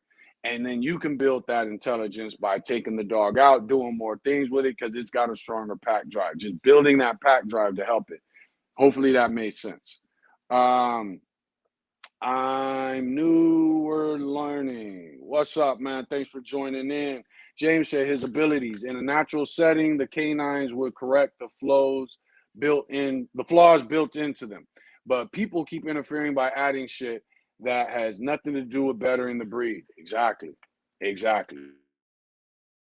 In a natural setting, you know, the flaws that prevent a dog from movement, those dogs wouldn't be able to hunt. They wouldn't be able to keep up. They get left behind. Nature would correct it. We keep breeding, and there's nothing wrong with us breeding these.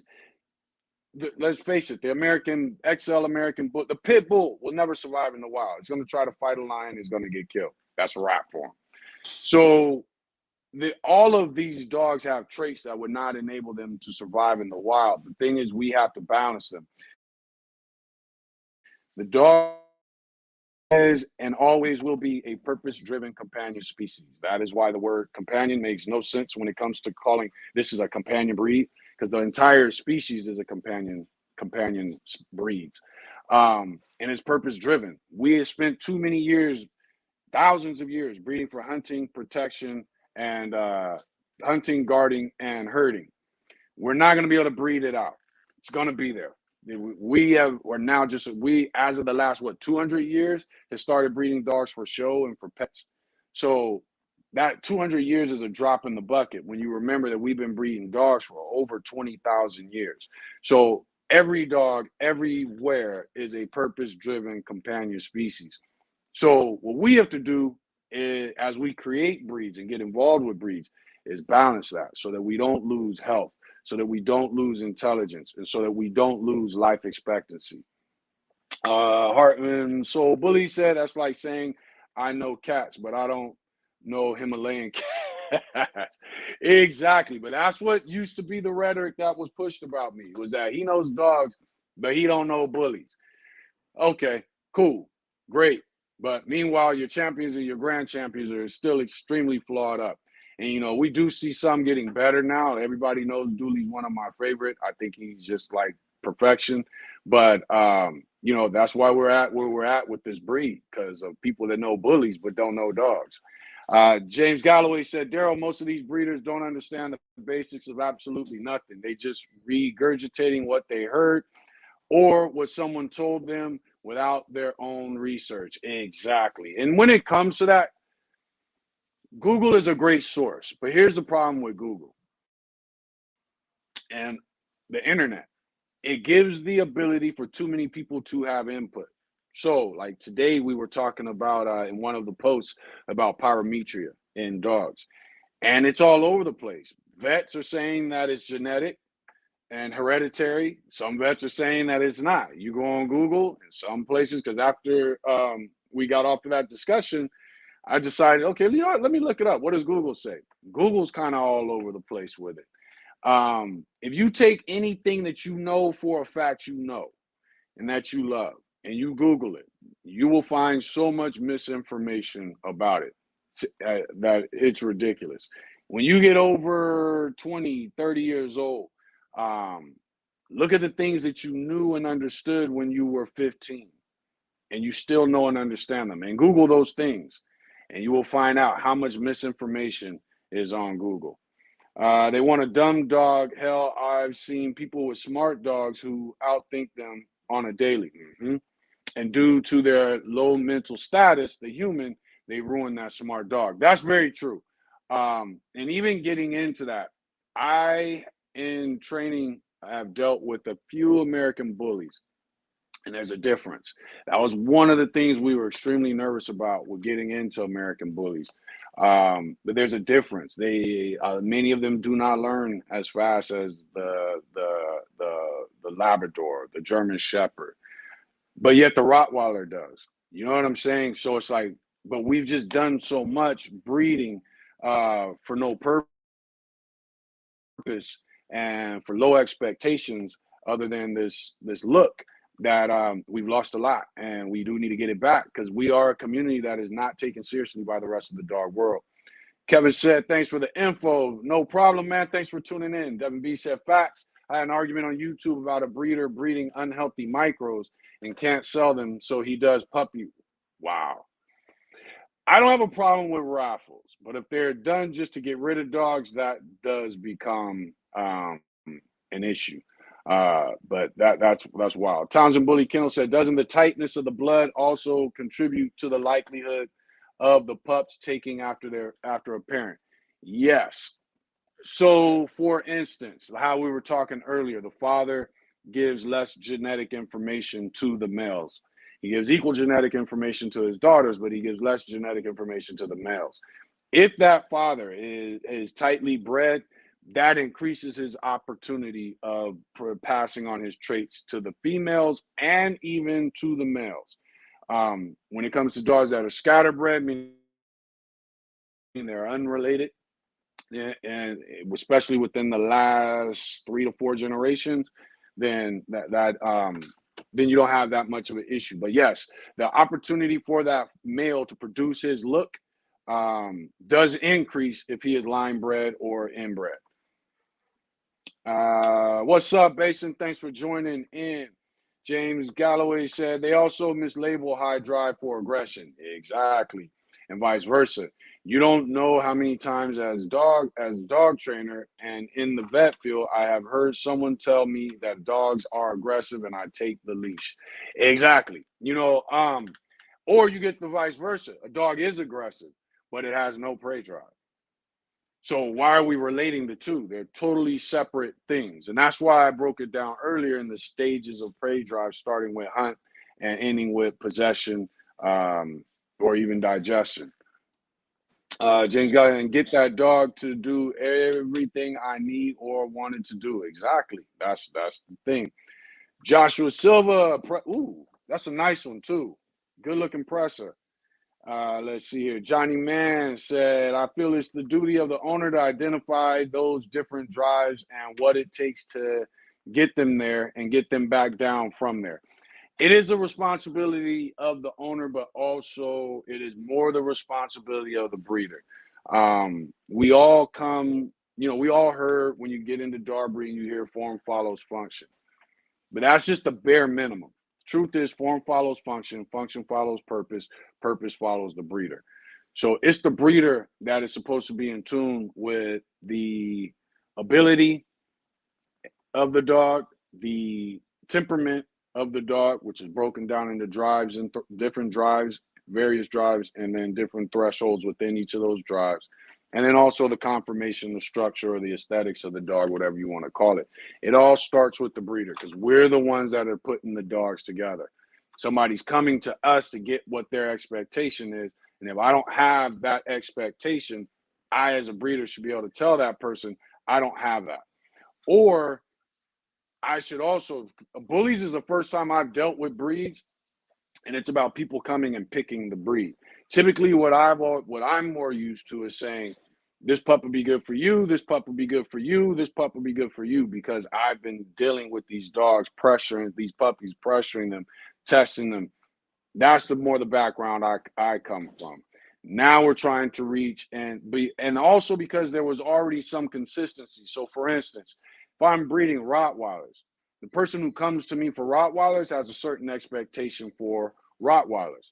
So therefore, when they come to me and they say, what is it you're looking for? Oh, I'm looking for a Rottweiler. I want him to protect my home, blah, blah, blah. Okay, well, that's my whole litter. What specifically are you looking for? I might not have it, even though I have Rottweilers. Or I might have it, but it's with this one pup. We have to be able to know what we're looking at when it comes to our dogs as breeders, and especially when you're breeding standards, classics, and XL. Even the pocket is a powerful animal. So when you're talking about American bullies and you're not paying attention to temperament, you're risking your clientele's safety, and that's a problem. And if all you're doing is breeding for low drives and low thresholds to make sure you don't have any problems, now you're handing off an embarrassing dog to your clientele. It looks great, but it's fucking embarrassing when it gets around other people and other dogs. James Galloway, and chances are they're not going to come back to you. James Galloway said, Townsend Bully Kennel, it does, but you can throw off a temperament with one outcross in either direction, bad or good. You can, it depends on how hard set it is. So for instance, a pit bull has an extremely high prey drive. I can breed it to the lowest prey drive of Labradors, and I'm going to get pups in that litter that have high prey drives. So as far as consistency, That's the thing that has to be thought of, and that's why we have to try to do it right from the beginning. More when it comes to one breeding, color will give you that, and you're still gonna have some inconsistencies. But if you're doing one breeding and you're looking for color, I mean, if you're looking for color, you can get it in one breeding. Some flaws you can get rid of in one breeding. You just have to make sure you stay away from them in the rest of your breedings. But when it comes to temperament, if you got a trait in your temperament that you're breeding away from, you might be able to get rid of it in one breeding, but chances are it's going to take you 2 to 3 breedings to get rid of it and breed away or breed for whatever that trait is that you're looking to get rid of or obtain, because you got to think about the rest of the pups in the litter. The average person breeds for this. They take the pup that reflects that, and then they forget about the rest of the pups in the litter. Most of these people can't properly handle these dogs, much less exert the built-up energy these dogs have. Exactly. One of the things when we finish this series, we will also, as we get through the different drives, when we finish that, we will be going into ability, and we also will be doing an ability series that will be intertwined with conditioning and exercise. So after this series, that's what we'll be dealing with: ability, conditioning, and exercise. Let's see. Johnny Mann said, I think most of the time it's just a misunderstood bully or a dog in general. I agree 100%. Let's see. And where are we? 5:41. So I'm about an hour behind catching up in the comments. We're going to get through all of them. Kevin said, my dogs alert me before the threat gets to me. So this is true. There you go. Watchtower said, he'll know. Hell no.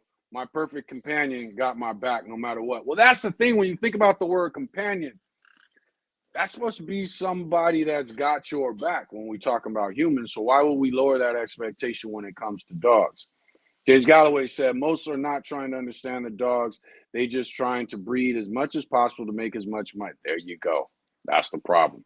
And while they're breeding for money, they have learned the art of hiding the fact that they're only breeding for money. So there's one dude known in the community, took a dude that had no experience with dogs and sold him 3 adult dogs. Is that not about money? 100% about money. So we got to think about those things. Dan G said, I was mad at the dogs for ripping my blinds and molding off the walls. Found out the next day 2 of my neighbors' houses were broken into. See, there you go. Jan, and why breed away from that? I mean, we don't want the molding wall and the blinds to get messed up, but why breed away from that? James Galloway said, but Daryl, that's too much work to figure out temperament when I can just breathe the way everyone else is and make money. There you go. That's what it's about, or become about.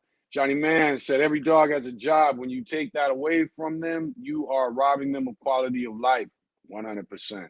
I've had talks with my wife about our bully. They feel like their job is to protect our home. There you go. Again, it's a purpose-driven companion species. And what happens is when we say, oh, I just want a Lhasa Apso. Well, when that Lhasa Apso is a puppy, it's every other dog. It's a Doberman, it's a Rottweiler, it's a German Shepherd. It will eventually evolve into being a Lhasa Apso quickly, but it's still a dog, so it still wants a purpose. What happens is between the age of 6 and 12 months, dogs start to learn, the average dog between that age starts to learn that we have no purpose for it. And then it just adjusts to it. But that's not his desire. That's not what it wants. It's like a man staying married to a woman you don't want to be married to. He's just adjusting to it. It's not what he wants. And we're doing the same thing with dogs. And unfortunately for dogs, we have also, especially show dogs or breeds that are popular in the show ring and breeds that are popular for pet homes. And even the working field, we have bred dogs to look and be happy, even when they're not. When they're in a state of depression, most dogs don't know how to tell us. They don't show it because we open the door, we come in the house, they act happy, we act happy. They go back and they lay down, and we say, oh, he's just a lazy dog. Nah, you're not fulfilling his life. And we need to get beyond that. Yes, hit that like button, you guys, definitely. Bash XL Bully says, should prey drive be bred out of the bully, or should it be a focus of specific kennels that truly know what they are doing? Prey drive, as whether high or low, does not take away from the written standard of the bully. Matter of fact, what was the written standard when it came to temperament? Go back, because that was the one thing I did type out to make sure I wouldn't forget it. So the written standard of the American bully is a zest for life. If it's a dog, then it requires, if it's a human, it requires money, fun, sex, food, good food.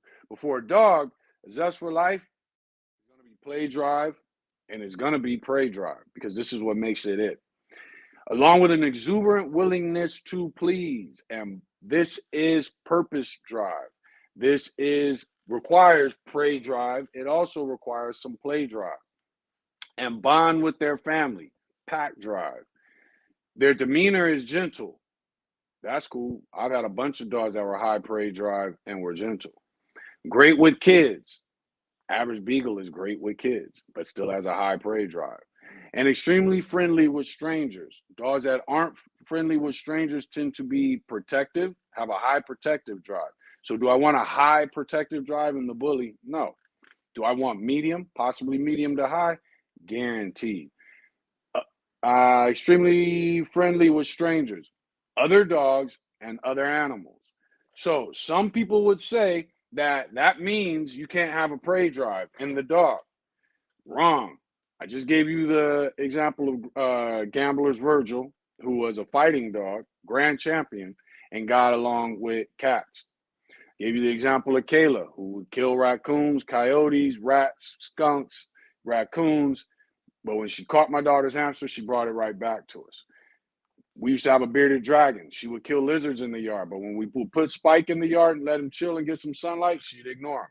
She didn't pay attention to him. So that's not being an extremely being friendly with dogs and other animals has nothing to do with prey drive. Now, if a dog has a high prey drive, is it inclined to go after your neighbor's rabbit? Yes. You have to control that. And when that dog is under control and you're walking past that rabbit, if you're breeding correctly, you should be able to teach that dog, you don't go after that rabbit. And that dog over time should be able to look for it because it's a rabbit, but you should be able to ignore it. Yet that same dog that's ignoring your neighbor's chocolate rabbit, when you get to a field full of wild rabbits, should have the time of his life going after them. That's what it's all about. Then the standard says human or dog aggression, extreme shyness, or viciousness is very uncharacteristic of the American bully and is highly undesirable. Bam. So therefore, prey drive doesn't conflict with anything that they're expecting in the American bully. We just have to breed accordingly to it. Dan G said, my band dog wants to guard like a lab, wants to swim. Well, see, and that's what they're bred and created for. It's just what he was born to do. There you go. And some people have, like, I know breeders that breed band dogs, and they're 100% comfortable that when somebody comes over, this dog's going to be put up. This dog is for protection and playing with the family. He's not for strangers.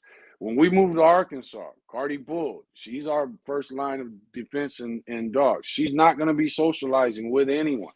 She will be put up when people from that when our family members and people in Arkansas come over. She will be put up because we're moving to a new area, and therefore for the beginning stages of it, I don't need her socializing with everybody. Now, what I will do is take her out to locations where she can meet other people and live her normal life that she lives here, where she meets other people and she's petted. But as far as when we get to the home, she's going to be on guard, and I'm going to be encouraging it. Say, good luck, raccoons, as far as my yard goes. Good luck, raccoons, as far as my yard goes. Raccoons can be vicious. Jolly Bulls, what's up? Love this topic. Glad you did. We're gonna be hitting on another drive when we get next Tuesday. How do they jump from play to prey, to fight, and a heartbeat, a frenzy, what causes those. Um, so when a lot of times you've got dogs that are playing and then it goes into a fight, prey drive is not a part of that. When it goes from play to fight, a large factor in that is dominance drive or rank drive or both. And those are two drives that we'll be breaking down because they are different, but they do look the same. And they are they can be closely related. So if I've got a dog, this dog has a high rank drive and is playing with another dog, but that dog is getting the best of it, is that dog with the high rank drive that's getting taken advantage of is going to turn it into a fight. Same thing with a dog that has a high dominance drive, and it depends on dominance is more situational. Rank is strictly about who your rank from alpha to beta in the household. Dominance can be some dogs can be submissive when they're getting beat up in play, but they can be dominant when it comes to their food. But typically, when play turns into a fight, prey drive is not a factor. It's one of those dogs has an extremely high rank drive or high dominance drive that needs to be bred down. Or on the flip side, that dog that's getting the best of the other dog can be a little overly playful where they're doing too much. They're not necessarily hurting the dog, but they're just constantly dominating. They're not even giving this dog a chance to breathe. And so it ends up turning into a fight. James Galloway said, all the drives should have controls built in. A dog that can't control any of these drives can be dangerous. Yes, and that's where intelligence and cognition comes in. And breeders recognizing it and breeding for it. One of the drives that I speak on, but I don't hear it, and I can admit it, I made it up, but I call it intuitive drive. This is a dog's desire. What I've noticed over the years is that a pup, that tends to investigate things and fulfill its curiosity tends to be a more intelligent dog. What I call intuitive drive, around 6 months to 8 months, starts to evolve into a level of adult intelligence. The dogs that are intuitive and curious tend to be more easy to train and control and tend to have that mechanism of understanding of like, yeah, I want to do this to fulfill this drive and be rewarded by what comes with fulfilling this drive. But I know my owner's not in the mood right now, so I'm going to hold off. So that is one of the drives we will be speaking on. I admit I made that drive up because I can't find it anywhere. But intuitive drive is something that is definitely in a lot of dogs and then tends to evolve into a certain level of intelligence later on in life. And Zarata said, my bully doesn't care about catching ball half the time, but wants to catch birds, rats, and cats.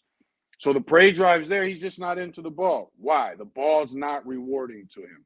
That's all it is.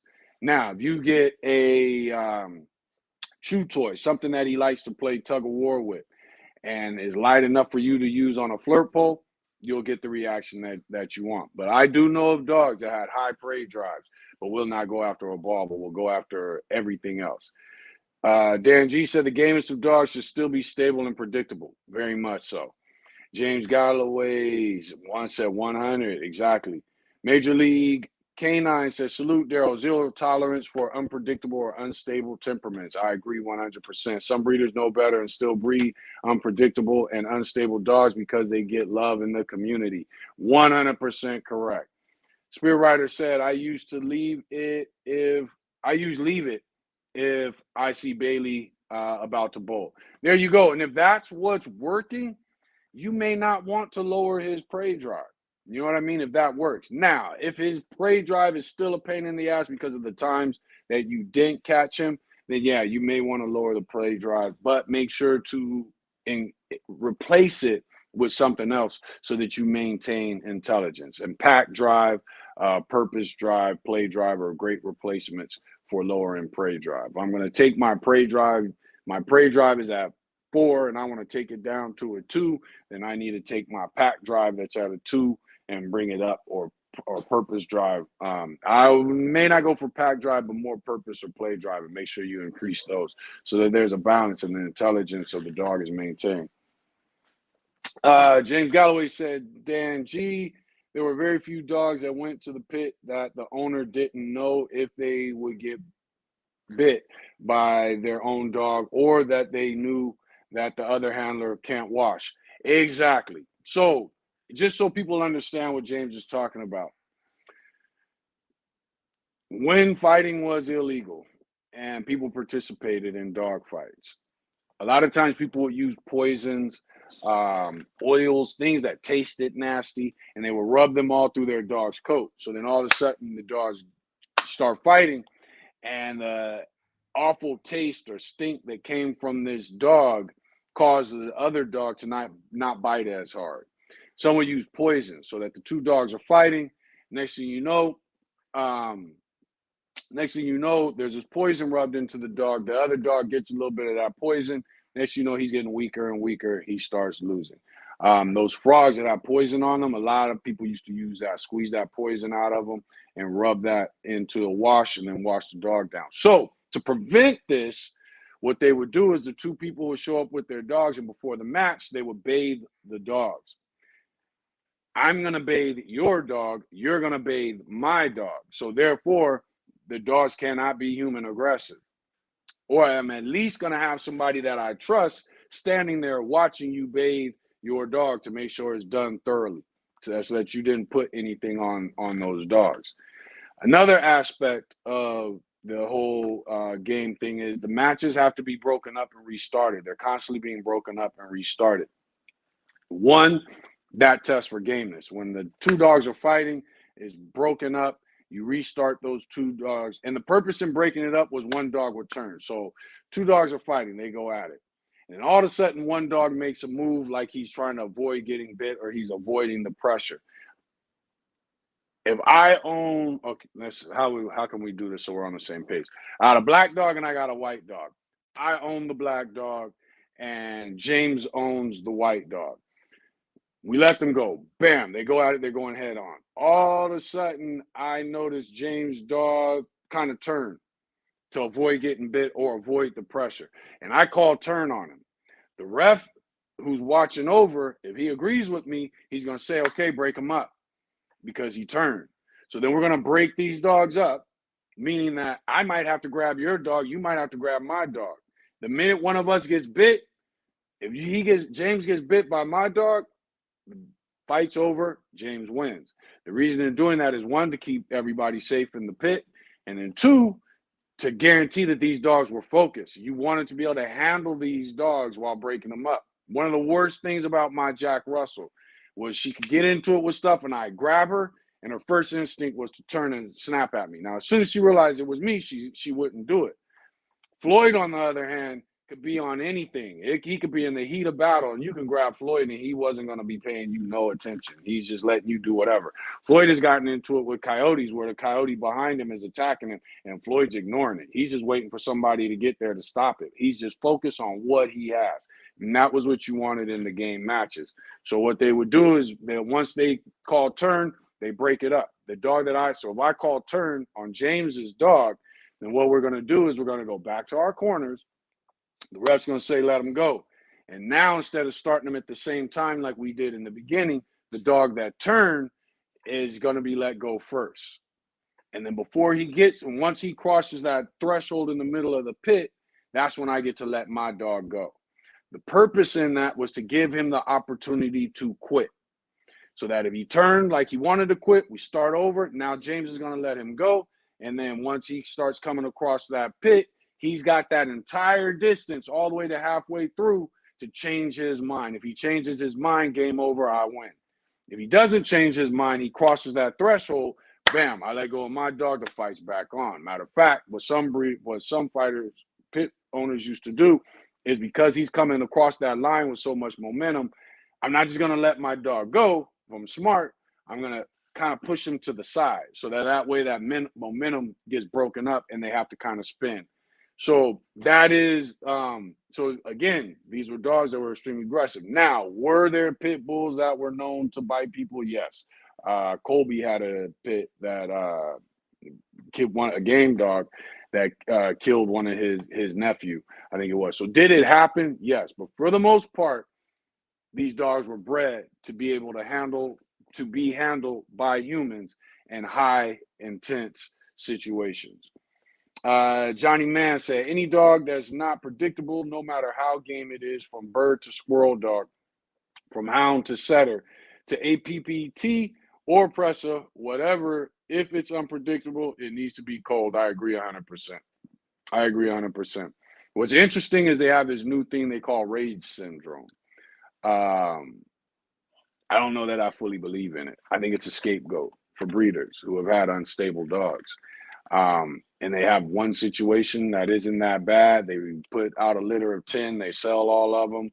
And then they have this one guy over here, all of a sudden he has an issue. I don't believe rage syndrome just comes out of nowhere. And that's some new shit. I think people just make up for excuses. Let's see here. Where am I? Major League Kennel agrees, or Major League Canine agrees. Johnny Man said, no matter that age, breed, whatever. I agree 100%. James Galloway agreed. Don G said, James, only a few that I can think of. And the only reason they weren't cold is because they were aces. Exactly. There was only a few of them, but they were so good, people were like, I'll deal with it. And that's what happened in the game world. Joshua Silva said, yes, cat section with mouse that chirps. Exactly. There you go. It's in the cat section. It's the best. Kitty section is the best area for puppies when you're testing them for temperaments, because everything's about lure and attracting. Spirit Rider said, okay, with the XX and XY in mind, female 5, male 2.5, 3, headed in the right direction. Okay, with the XX and XY in mind, female 5, male 2.5, 3, head in the right direction. You're headed in the right direction if you want what you're getting from your females. I think I get what you're saying. I'm a little confused in how you worded it. Johnny Mann said, true story on experience with drive. I thought I had seen high drive with APVT experience. My cousin is a canine sheriff. And oh my gosh, the Belgian Malinois and that drive is a whole new level of dog. It is. And the Belgian is not only is the drive extremely high, but it's extremely purpose driven. So you could be, they do take some work, but they are extremely high drive and extremely purpose driven dogs. And I would even say their purpose drive is higher than their prey drive. They are extremely purpose driven dogs. Bassin XL Bully said laser pointers are straight. The best we have like 40 ones of different colors and calibers. Exactly. Exactly. Johnny Mann said APBT 5 drive is like a 3 Belgian Malinois drive. Exactly. Johnny Mann said chase the prey in general. James said, Johnny Man, Belgians are definitely a dog that I train a lot of, but I would not own because I don't want that high of a drive. It's not only is it a high driven dog, it's a hyper dog. And understand, when you're seeing us say the word drive without an S at the end, drive has to be understood as a plural word. The Belgian Malinois, yes, they are extremely purpose driven. Do have a high prey drive, but they're also a hyper dog. A lot of bite drive too with them. Starts when they're young. Bully Brett Kendall said, I had got rid of my Miyagi male a few weeks ago. His temperament was horrible. I accepted his Miyagi blood, but I will not breed a bad temperament dog. I agree. It's got to be you. As a breeder, that is our responsibility. Johnny Man said, absolutely, I respect their job and them, but wow, just the little time I've spent around them, it's a whole new level like I've never seen, talking about the Belgian. I can't have them. I don't think the general public should be able to own the Belgians.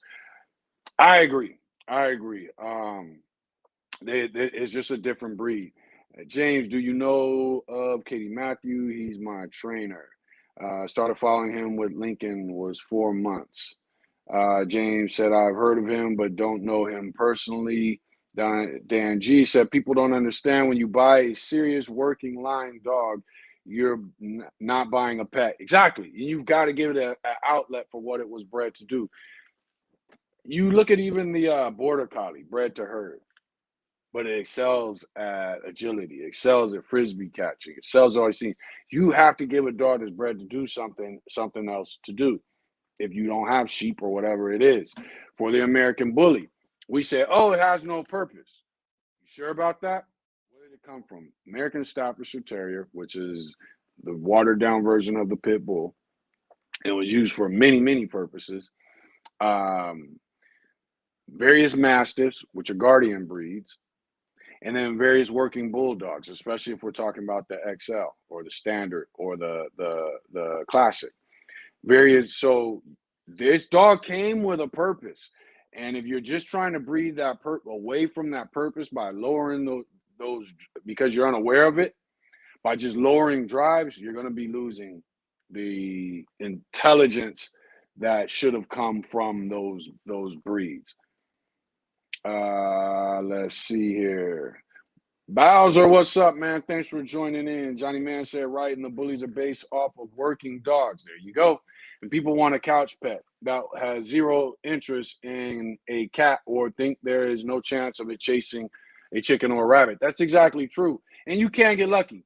King, for instance, is perfectly fine around any animal. Rabbits, cats, dogs, whatever. He's perfectly fine.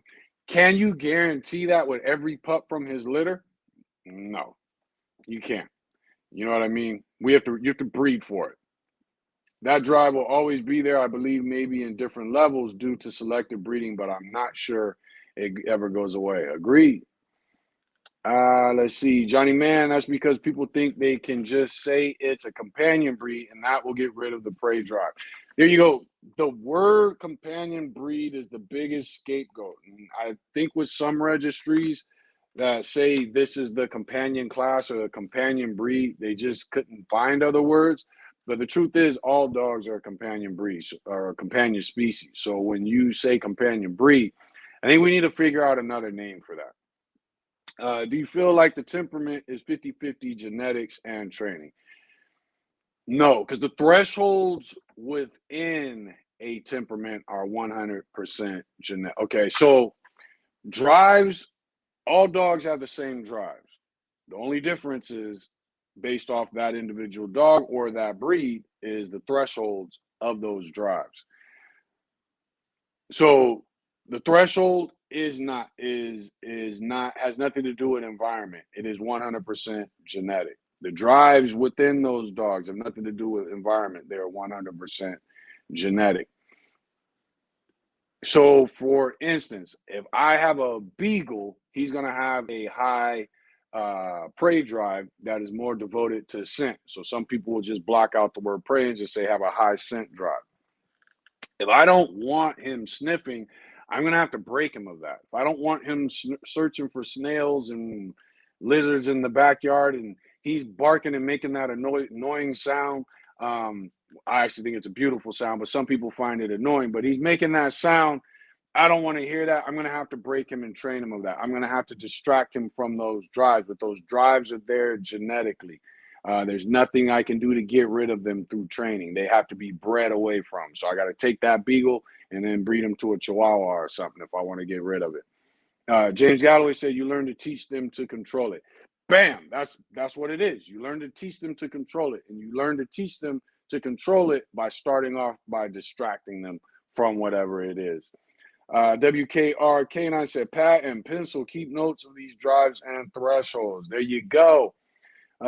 Johnny Man said, I've seen good temperament dogs go to bad homes at 2, 3 years old, then seen them at 6 or 7, and it'd be a totally different dog. So I feel environment plays a slight role too, in my opinion. Environment plays a role based off the genetics that are already there. So if you got a good tempered dog, his genetics enable him to be a good tempered dog. And then his environment just supported it and created a place where that can flourish. Then all of a sudden at 2 to 3 years old, it goes to a new home. It's got the genetics to be a good tempered dog, but this new home has ruined it. Guess what that means? He's also got he's also got the genetics to be a temper that you feel was not a good temper because they ruined him. For instance, uh, you can have a dog, and in one home he's acting one way, like you're saying, goes to another home he's acting another way. So now all of a sudden, this dog, because it's in a bad environment, it becomes defensive. It now all of a sudden doesn't trust people. It will bite now. At the same time, that had to genetically be there for him to get to that level, because there are also dogs that you can beat the hell out of till death and they will not bite you. They will run, they'll hide, they'll cower down, but nothing ever comes in them to bite you, to get you out away from them, because it's not genetically there. So that's why genetic is the main foundation in everything that we do with dogs. Dan G said, I feel like a dog's temperament is entirely genetic. Bam. What you do with those genetics determines the final product. Exactly. Just like they say, nature versus nurture. Well, you got the nature part in its genetics. The rest is the nurturing the environment. As you guys have heard me say before, everything in life, from rocks to snails to humans, and is born, made, or chose. Every decision we make, everything we do, you're either born to do it, you're made to do it, or you chose to do it. Now, with us as humans, we have a lot more choice involved in our makeup. Um, when it comes to animals, you're looking at more born and uh, and made. So this dog is born with these certain genetics, and then this environment has an effect on it. There's very little choice in it, and that's why we as breeders have to be responsible with the breedings that we do, and also responsible to the people that we sell our dogs to, responsible for them, and also responsible for our dogs and making sure that they go to good homes. James said, Johnny Dan said, definitely. Bowser, Bully Yard Canada said, for puppy temperament, you can use Valhar puppy test. I'm not, I've heard of that. I don't know the details of that, but I have heard of it. But again, temperament is broken down into drives. And this is kind of the thing when you get these popular puppy tests, like we talked about a couple weeks ago. What was that? The puppy stuff where they're playing with Q-tips and rubbing them and giving the puppies different scents and all this stuff. A lot of this stuff is gimmicks. Best thing to look at pups is over time and experience. Learn to watch dogs. And when it comes to puppies, when you test for temperament is a broad spectrum of things. So what drives are you testing for? That's what it should be about. One of the things I always tell people is the quickest way to learn dogs in 2022, leave your dogs at home. Or if you have multiple dogs, and multiple meaning 3 or more, 2 dogs doesn't quite get you what you need. If you got 3 or more dogs, let them out in the yard, put a timer on, and sit there for 2 hours. Do not say anything. Let them do what they do. If your dogs aren't supposed to be in your flower bed, when you dedicate yourself to that 2 hours, you got to let them do what they want to do in that flower bed. When the 2 hours is up, then you get their ass. But until that 2 hours is up, let them do whatever they're doing that they're not supposed to be doing, whatever it is. And just watch them. Watch them individually, watch them in a group. The more you watch them, the more you'll learn to see the details of how the dogs are operating and what they do. The best thing you can do is just get you a notepad and write what the dogs are doing. Today it will be Freddie ran over to Rover and Rover fell on the ground. As you start taking these notes more and more, they'll start to get more detailed. The next thing you know, you'll be Freddie looked over, his eyes squinted, his ears went up, his tail went up, and then he made one step. He turned his right foot to the right a little bit, and then he made one step, then he paused, and then he went over to Rover. And then Rover watched Freddie come, and as he was trying to avoid Freddie, he fell on the ground. You'll be able to start writing more details to what it is you're seeing as you learn those dogs. You'll be able to incorporate those details when you're looking at puppies and litters and things like that. But take that time of 2 hours. The other thing you can do to really accelerate it, go to a dog park. Leave your dog at home so you don't have to worry about anything. Sit down with a pen, with a pad and pen, and just write the details off what you see. Main things to focus on when you get to that dog park and you're taking notes: new dogs coming in and how they acted, responded, how their ears went up, eyes, tail, pay attention, write all that down. When you get home, then you read it. So, and replay those things in your head. And then the next time you go, you'll notice that your notes become more detailed. Take note of the new dog coming in and the dogs that see the new dog coming in. Why is this dog always greeting dogs that come into the dog park, but this dog could care less? Start paying attention to those things. Also, when somebody gets a toy and they throw it and all the dogs go after it, the best time to write notes is when they lift their arm up and how each dog responded. And when they throw it and go after it, one dog gets it. How does each dog respond? Some dogs are going to go in there, try to get it from his mouth. Other dogs are going to say, I'm going to head back to the guy that threw the ball because I know that's where the ball is headed. Pay attention to those little things, and it'll give you a better perception of dogs, the way they think and how they are. Bailey's a 5. Lincoln is a 3.5, but he will feed off Bailey. That's just very true. That's that pack mentality. Bowser said, and other types of tests like that, talking about the Volcar or whatever it is. I'm going to have to look into that. It's obviously not 100% at all, but shows a baseline of the pup character and temperament. Hold on. All right.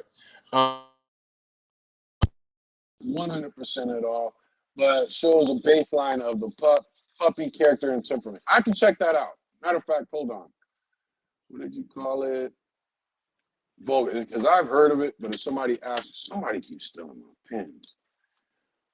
Roll hard puppy test. All right, so I'm going to check that out.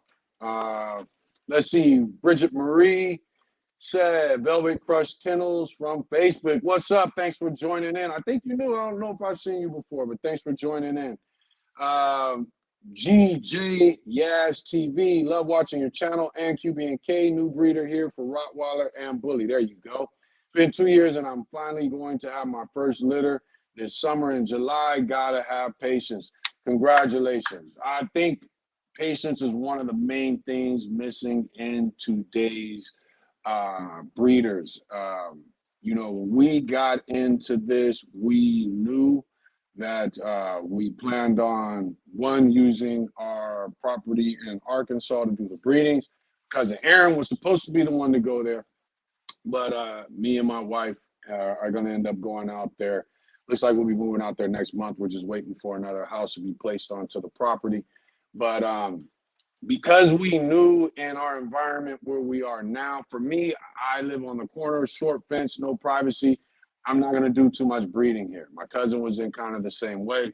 Now we'll go somewhere I got to get a kennel built. I got to get a bridge built. I got all kinds of stuff I need to do because we just discovered during certain seasons, there's a stream. We used to only go out there once a year for hunting, but now we realized when my dad and I went out there last month, there's a little stream, and when it gets flooded, that stream is about 15 feet wide, probably about 1 to 2 feet deep.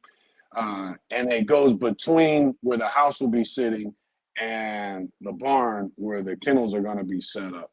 So I got to get that figured out. I know I'm going to get some large sheds, and I'll probably use those too, but we got a lot of work to do. But again, we took our time. We've done 2 breedings.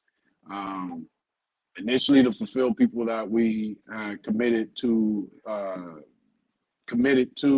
as far as puppies, but from other breeds. So we got into bullies. We had to educate them on bullies.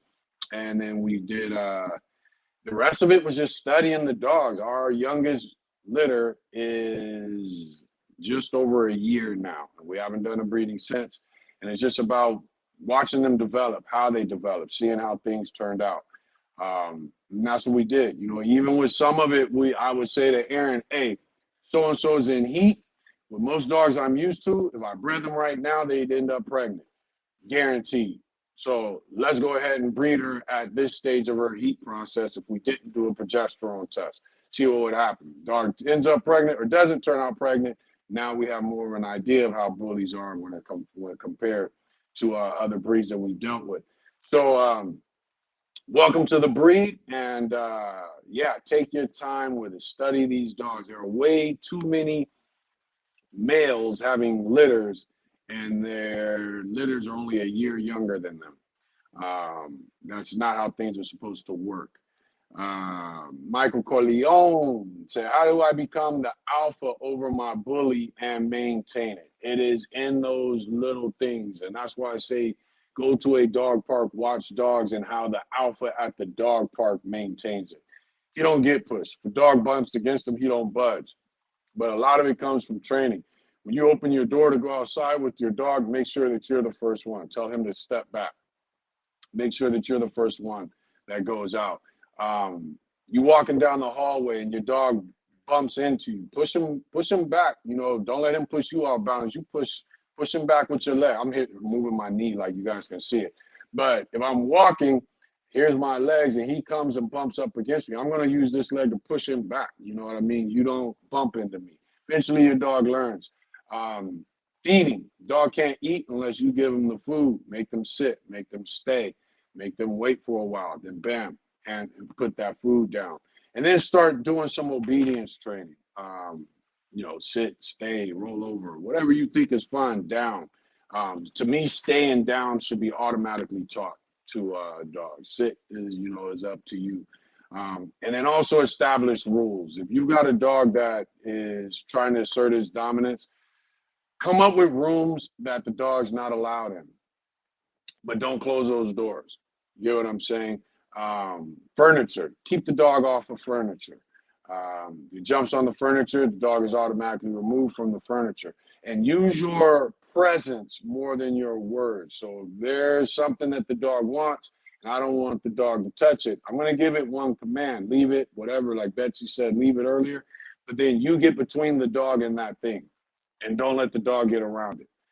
To the dog, and once the dog understands, like, okay, he doesn't want me touching it. If it's something you don't mind him having, you go ahead and let him have it.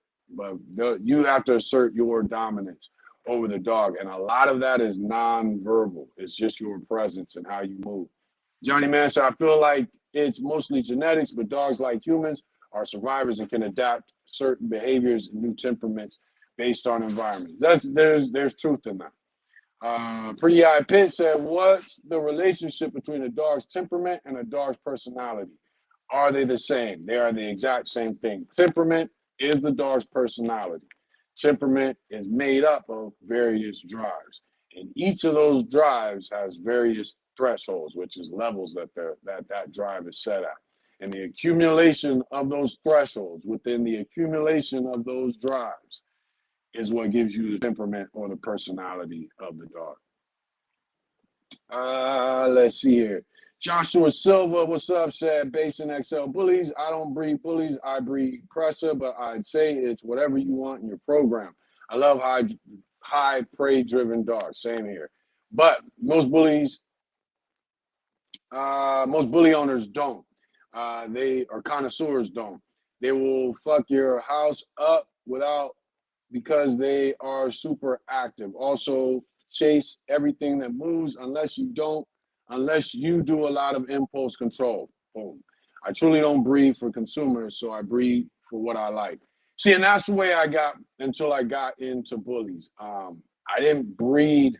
I didn't, as long as I've been breeding, I haven't had a lot of litters because I always bred for what I wanted, every now and then for what somebody needed. I bred for what I needed, and every now and then it might be for what somebody else needed.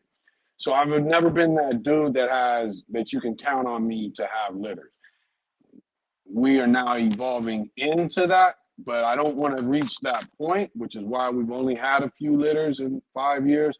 When it comes to American bullies, I don't want to get to that point until we have consistency. Once we have consistency in temperament, ability, and look, then that's when we'll start, having a bunch of litters and things like that. But until then, I'm not gonna have a bunch of litters, nor do I want it. And we'll get the money later. If it takes for my kids to continue breeding, then we'll get the money then. But for right now, I want the best dogs. Um, GJ, yes, TV says so true. As a FedEx delivery driver, I was bitten by a pit bull and I didn't report them. I love pit bulls and all protection dogs, but I was mad at them. I get it because they left the gate open and I was blinded. I feel you. I feel you.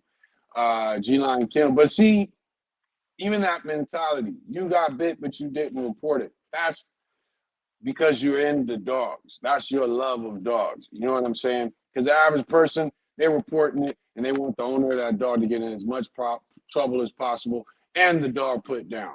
So I respect that. Much respect to you for that. G-Line Kennel said, if my dogs don't protect, they don't eat. I agree. I won't have a dog that's not protected. Even, we had two Chihuahuas that we had planned on breeding years ago. And at the same time, I had my Jack Russell, I had Floyd, I had Kayla. I don't think we had Sasha at the time. So I was hunting dogs and working dogs. My wife came across these two Chihuahuas, and we were kind of dibble-dabbling, thinking about breeding them because we had a male and a female. We ended up getting rid of them because, one, my Jack Russell wanted to eat them every chance she had. So they had to be separated. But two, my expectation of a Chihuahua was that alertness and that barking, whereas these dogs didn't have that alertness. So to me, if you can't protect me, you got to at least be able to alert me. You got to at least have the desire to let me know what's going on. And if you don't have that, I won't deal with you. And when you're a dog, you start to get over the kneecap, higher than the kneecap. That I'd say 15 inches, I need you to not only be able to warn me, but I need you to also be willing to engage when it comes to protection. Dan G said, G-Line, totally agree. Rob Bernie said, good show tonight. It's cleared a lot of thoughts. Good, I hope it did, because I know I rushed through it. They said it's cleared a lot of thoughts, such as prey drive and fight drive as a difference between the two. Exactly. Spirit said, oh, okay, I get it. And that's what I see in Lincoln, the pack drive and the other. GJ Yaz TV said, James and so you others need to chill out on your comments. Damn. It is a bunch of comments because where am I? 6:32 and it's 7:30, 7:28. So I'm still behind because of this series. I know I always say this. My wife even gets on me about it. I always tell you guys I'm going to go back to the comments, reread the comments, and respond to the comments. And I always forget to. Because this is a series, I will make sure that tomorrow that I go back through the comments and respond on YouTube. And I'll try to even catch some of the lives that I shared on Facebook and go back to those because I noticed when I shared, I thought if I shared it strictly from my page and people comment on that the comments would stick. But I guess when you go into different groups or whatever, you kind of lose it. So I will definitely with the YouTube go back and then respond to various questions because we're going to be getting off of here in a second. But that's why I've always had APBT and now have bullies. Their natural instinct is to protect family. If I didn't want a protective animal, I get a cat. Exactly. My dog's job is to protect home. I agree. Dag, I wish he was breedable. I knew I was on the right path with him. I think I have a good one through though of her first litter. So there you go. If you can get a sibling or whatever, then go for it. Yes, TV. Oh, he's laughing at the James Galloway said in the veterinarian field, when we get people that come in and say, I Google, we tell them, are they taking Dr. Google's word as the end all be all? I agree. Google is a mess. It is a mess. What's funny is I've had people, here's the thing about the bully world. You have people that try to, you have the trolls, and then you have people who accidentally become trolls because they're trying to obtain, a certain amount of clout in the community. And if they see something that's stepping on their toes or becomes a threat, first thing they'll do is start lying about it. I had a dude that had the nerve to tell me, I'm almost 50 years old, been hunting and working dogs for over 30 years. And I had a dude that had the nerve to tell me, oh, get out of here with, I don't remember what it was, but he was basically like, get out of here with your Google knowledge. And it's like, when it comes to hip hop and dogs, I don't need Google whatsoever. But at the same time, there are a lot of people that do go strictly to Google for information. And if you're going to do that, you have to be aware that you need to look for different sources. You need to look for pros and cons. If I want to find out whether I can feed my dogs garlic, we all know, especially those of you who are in this live, know that you can give your dog garlic. But if you go on Google, it's going to tell you how garlic is poisonous for your dog. But you'll also find stuff that tells you it's not poisonous for your dog. Then you'll also find stuff that'll tell you why people used to think it was poisonous for your dog. So when you do use Google, you gotta really, really look for the pros and the cons of whatever information you just received off of Google. I wish they came up with a better name for it than Google. My band dog doesn't chase or kill small animals, but put a person or another dog in the mix and he fires up with bad intentions. Is this strictly defensive or different sort of prey drive? If he doesn't go after small animals and he's not interested in it, chances are that's not an amount of prey drive, and that his prey drive has been replaced by protective uh, drive and defensive drive, meaning that he's looking at things that have the possibility to actually be a threat. And then he's imposing his will on those things. So if it's a cat, it's a rabbit, it's a squirrel, he's like, I'm not going to eat you. I'm not going to waste my time chasing you. I'm a larger dog. I'm not going to waste time doing that. I'm going to stay here, stay put, stay focused. And if I see a human or a dog, these are possible threats because of their size. And so he's analyzing that. So what you're looking at with a dog that's built like that mentally, you're looking at prey drive.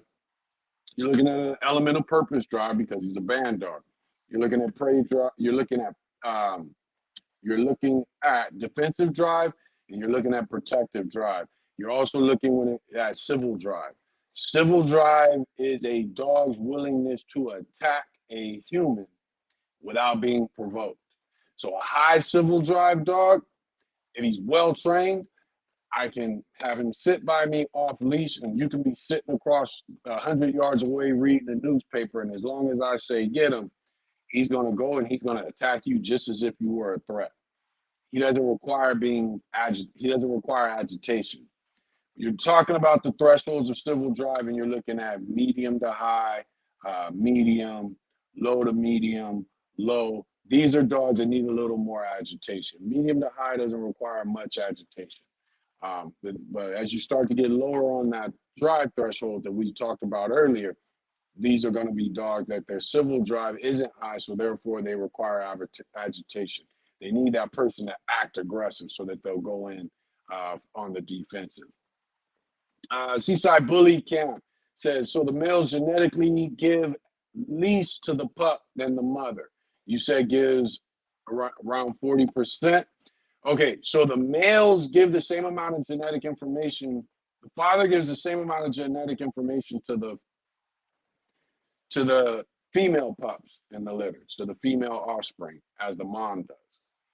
The father gives less of his genetic information to the males because a lot of his genetic information is designed in making those males males. Testicles, testosterone, all the other thing that makes a boy a boy.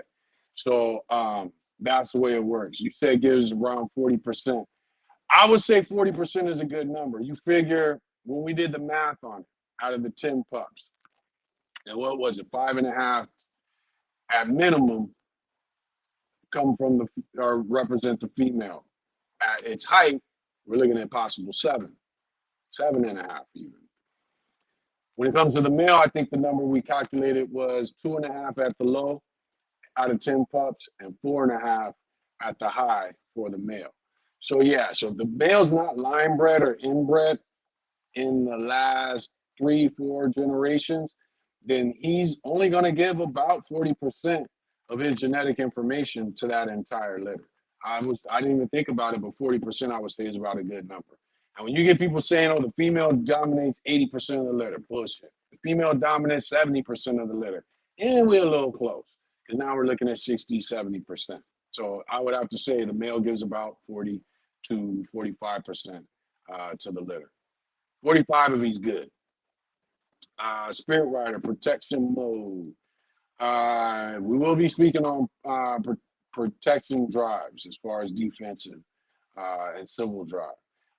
Not tonight, though. Mike B said, if a dog has bad or missing teeth, can a Kong stuffed with frozen ground beef satisfy the instinct to chew for a long time? Yeah, I mean, as long as he's gonna go, as long as he's willing to chew on it, then yeah, it would definitely help, because he's gonna like the taste. He's gonna be going after the flavor of the food. I know it's not exactly the same, but can it help since it takes work to get it? Yes, and it would actually be a great job because it would help exercise his jaws and prevent them from deteriorating, massage the gums, etc. I hope I answered that. If a dog has bad or missing teeth, can a Kong stuffed with frozen ground beef satisfy the instinct to chew for a long time? Yes, 100%. Yes, it can. Mike B said, in what ways has the XL class improved in the last 5 years? Mm, I would say the grand champions are structurally better. Still a lot of work, but I will say the grand champions and quite a few champions are structurally better. I don't understand why I'm. I can't say that because I'll say this. This is what I'll say. Dooley is one of the best of Fred Duran Primo line bullies. One of the best American bullies, in my opinion. I have seen Dooley lose 2 dogs that would be considered slightly more bullier, but have been Easty Westy, have had slight high rears. Now, when they're stacked, Dooley's high competition. So when they're stacked, they can compete with Dooley. But the minute they walked, you started seeing they had a high rear. There's no way those dogs should have beat a Dooley just because this dog is more uh, has more bulldogish traits than Dooley does because it's not necessarily bullier or the dog has more thicker bone. Um, so but I will say that I think the structure of the dogs has gotten better, and you got to watch the people who have had grand champions in the past because a lot of times, or even champions in the past, a lot of times they get stuck trying to recreate that dog, never wondering or understanding why they've not been able to create another grand champion. When it comes to Fred, you got to give him props. He's had 2 grand champions in the XL. Well, I think Dooley won in the standard class. But either way, he's created 2 grand champions from XL blood.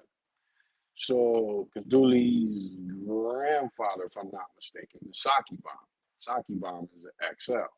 So, you got to be careful with these breeders that have champions but haven't been able to reproduce one. You look at dogs like Waffle House, the standard. He was a grand champion, created more. Uh, Shots Fired. I don't know if Shots Fired has created more grand champions, but I know he's created more champions. They both come from Duval Bullies.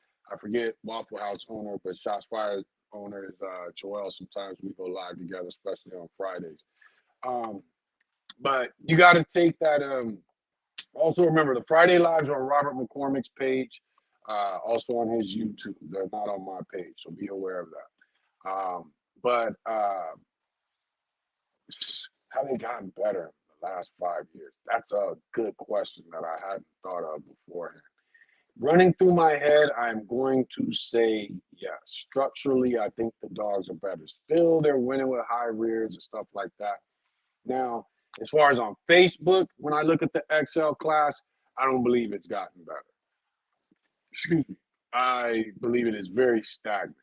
Um, you're still seeing a lot of the issues. Unfortunately, we have judges that are champing out dogs and breeders that have the nerve to bring dogs into the ring that have high rears, and the judges that are champing out those dogs.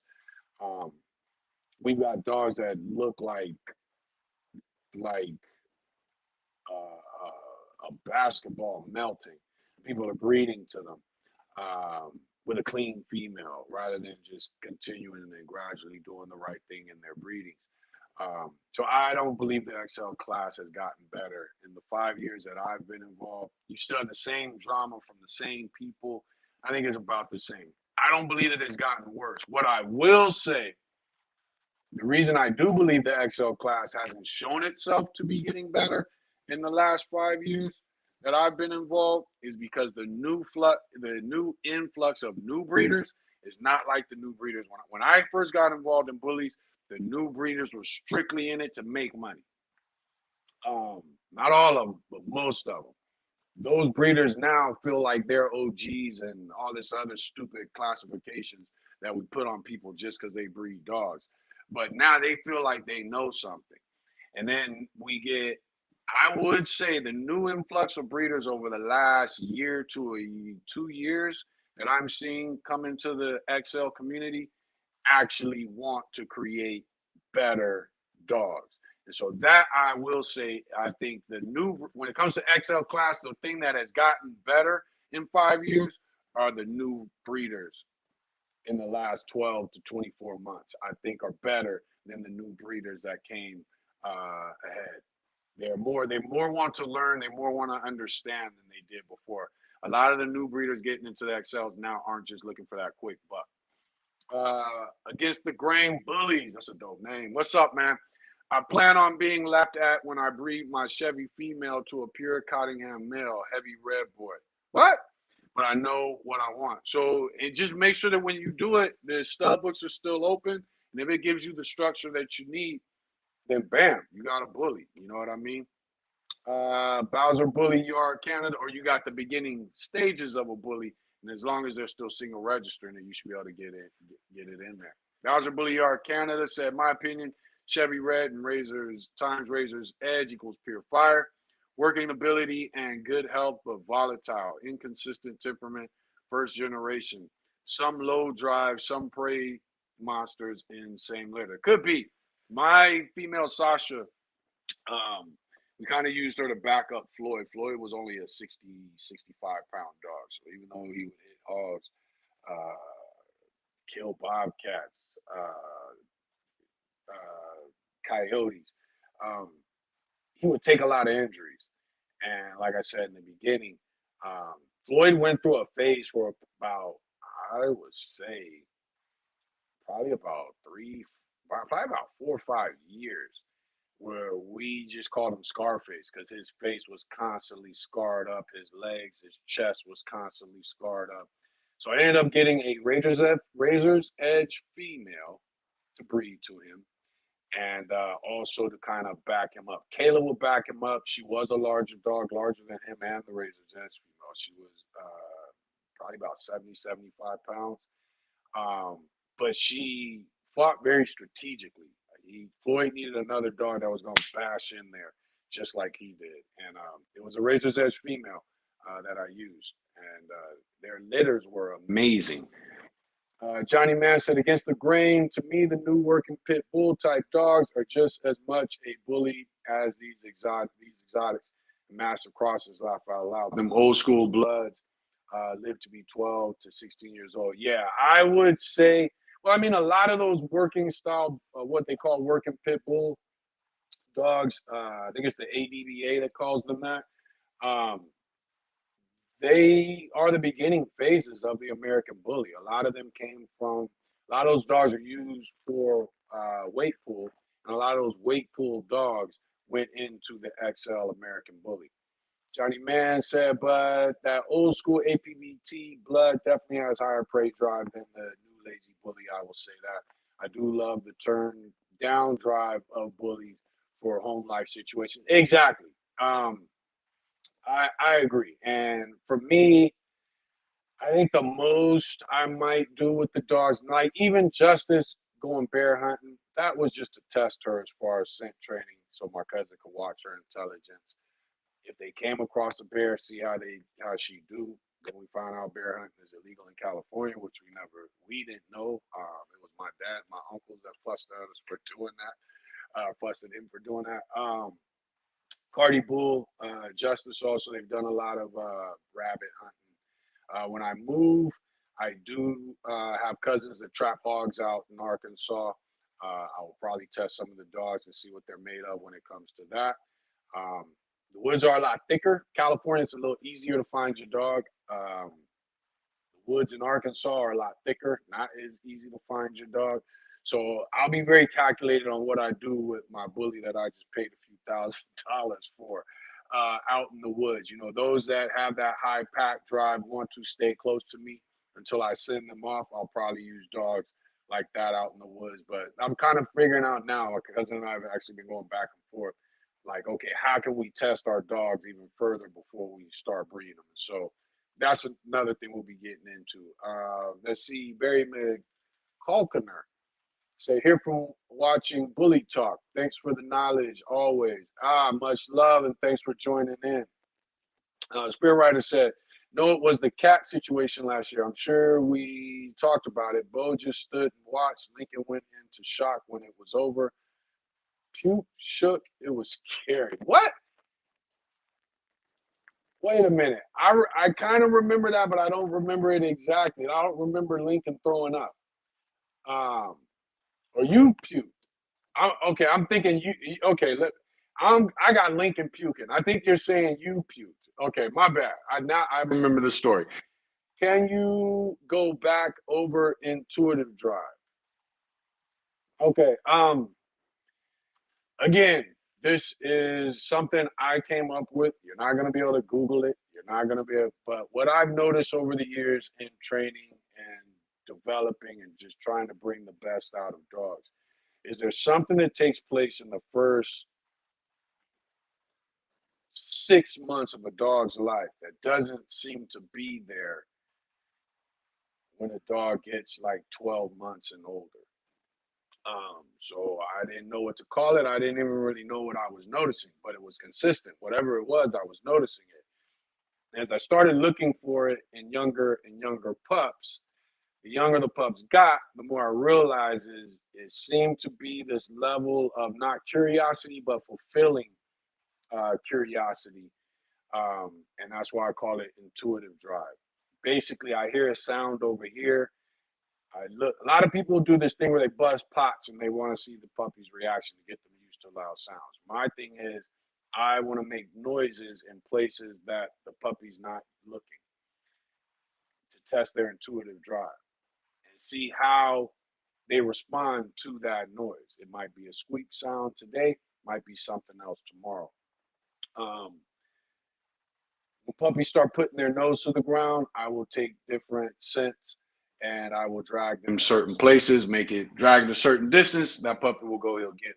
And I'll take it again, I'll drag it a certain distance, dragging it, making sure that it leaves that scent, and I'll hide it behind the TV or under the couch or behind the recliner, you know, and it's all in short distances. But you know, I might, and if a puppy's small, I might just take the sound and just, I mean, the scent, and just bring it around me. What I'm looking for is how intuitive that puppy's desire to fulfill its curiosity is what I call intuitive drive. As the pup gets older, it gets into different environments and it sees different things. That curiosity tends to kind of fade.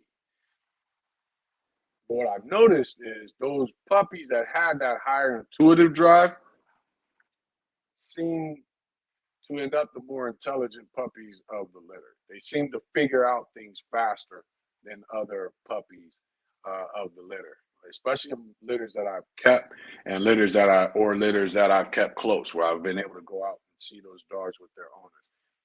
They seem to be easier to train. Um, they seem to kind of put these building blocks together that assist them in their process of learning things. So I've always called it intuitive drive. My only problem with calling it intuitive drive is that it fades and turns into intelligence later. So I don't know what to overall call it, you know, when you get to that 6 to 12 month phase and it starts to turn into a form of intelligence. but it definitely starts off as a drive. Spirit Rider said, purpose drive is what I'll focus more on with Bailey.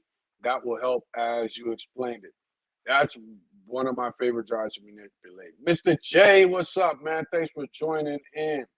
I had to break up a fight a couple weeks ago. It happens. It happens. We own dogs. 20 minutes of full body pin so they don't tear the carcass in half. You talking about when they got the cat? Let's see. Barry McCulker said, "Do you know any breeders that specialize in police/drug dogs?" No, You know what? My cousin does security, and he might not. So if you're actually looking for someone, I mean, he might. So if you're actually looking for someone, let me know. Inbox me either through Instagram, Thor Bullies Instagram, or Thor Bullies Facebook, and let me know, and I can find somebody. I can't name any off head. Um, I do know a few people that have breed dogs that have gone that direction. But I don't really, I can't think of anybody. And I know as soon as we get off the live, it's gonna pop into my head. But as of right now, I don't think I know anybody. My cousin does a lot with security and protection, so he might know some people. We have one guy that's waiting to get a dog from us because he doesn't want a Belgian. He doesn't want to use German Shepherd. He just wants a dog that looks good but will do protection. So we told him give us a couple generations and we'll get that for him. And so I know my cousin can get a hold of him. And he's probably got people. Johnny Master, I like that. Drive is plural. Exactly. Let's see what Daniel Old Person said. What up, Daryl? Tap in from Montana. Oh boy, what's up, man? Thanks for joining in. Pitbull Bell, what's up, Belinda? Thanks for joining in. Yeah, you super late. Super late. What's the topic or freestyle? You know, it's kind of turned into a freestyle. The topic was temperament, and well, we're doing a series on temperament. Today, we were focused on prey drive. So go look back at it and tell me what you think, because I was kind of rushing through it. James Galloway said, Pitbull Bell, welcome, Mr. Input. Yes, exactly. Temperament and drives. There you go. Topic temperament and drives. Hey, James, how are you? How's everyone? Sorry, it's been a crazy day. Hold on, where are we at though? 7:10. Okay, so I'm 40 minutes behind. So I made up what, 20 minutes? Pretty eyes, how you doing? Great live. Thank you, James. I hope you guys were able to take something from it. And I hope it assists you in your breedings and whatever breed it is that you do. I hope that you're involved in. I hope it will assist you in making that breed better. Belgian soaking in the knowledge. Let's see. ENS, exactly. I couldn't think of the name earlier. Let's see. Trying to see. Real dog man of our time. I don't know how no one else feels, but this shit is legendary. What's up, that dude? And I appreciate that. I appreciate that. Thanks for tuning in. Now I can post on other act, but not. I can post on other account, but not comment. What you talking about on Facebook? That's weird. You know what those? I want to say somebody else has something similar to that. Joshua Silva said evaluating how you and have exactly. James Galloway said Belfast Bulls. I agree completely. They took what was becoming a breed with little health issues and said, "Fuck this dog is too healthy. Let's put it in the worst breed dog we can think of."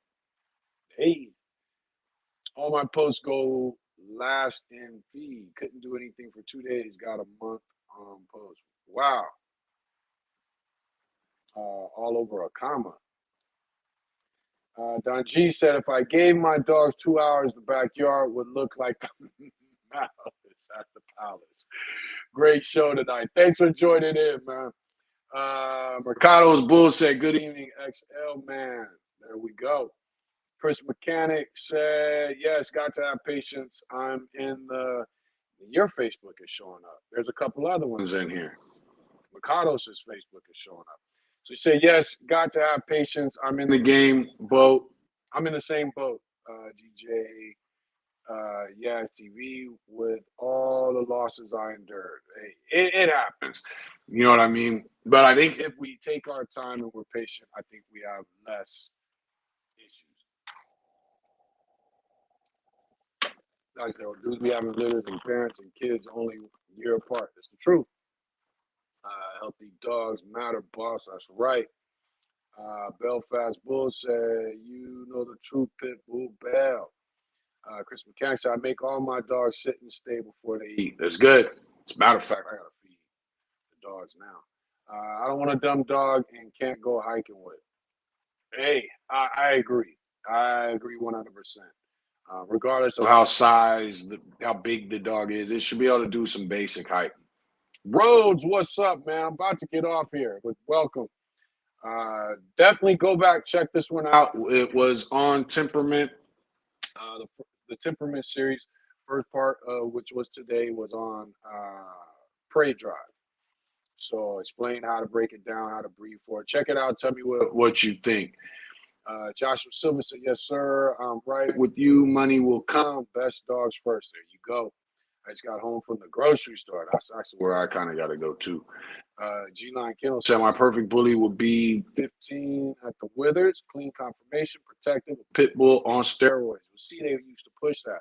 You notice they don't push that no more. Let me see here. All right, so this is what I'm gonna do. I'm gonna jump off of here because I do got some stuff I gotta handle. It's almost 8 o'clock here, and I need to feed my dogs. Like I said, due to this series, I will be going back through the comments and hitting any questions that you may have. I will do that tomorrow. So if you go, or anybody that watches the series, and let's say you got a question, um, even if it's recorded, if you're watching the replay of it, go ahead, put your question in, and I will make sure to go through the comments. I will get that done tomorrow. Other than that, I'm gonna get out of here. Salute to y'all. Thanks for joining in. I will see you next Tuesday. I think we're gonna discuss purpose drive. Not sure. I'm trying to do it in stages of things that people understand or things that people are misled on first and kind of get through those and then we'll go. So we'll figure it out. But I'll be announcing it. Other than that, salute to all y'all. Thanks for joining in.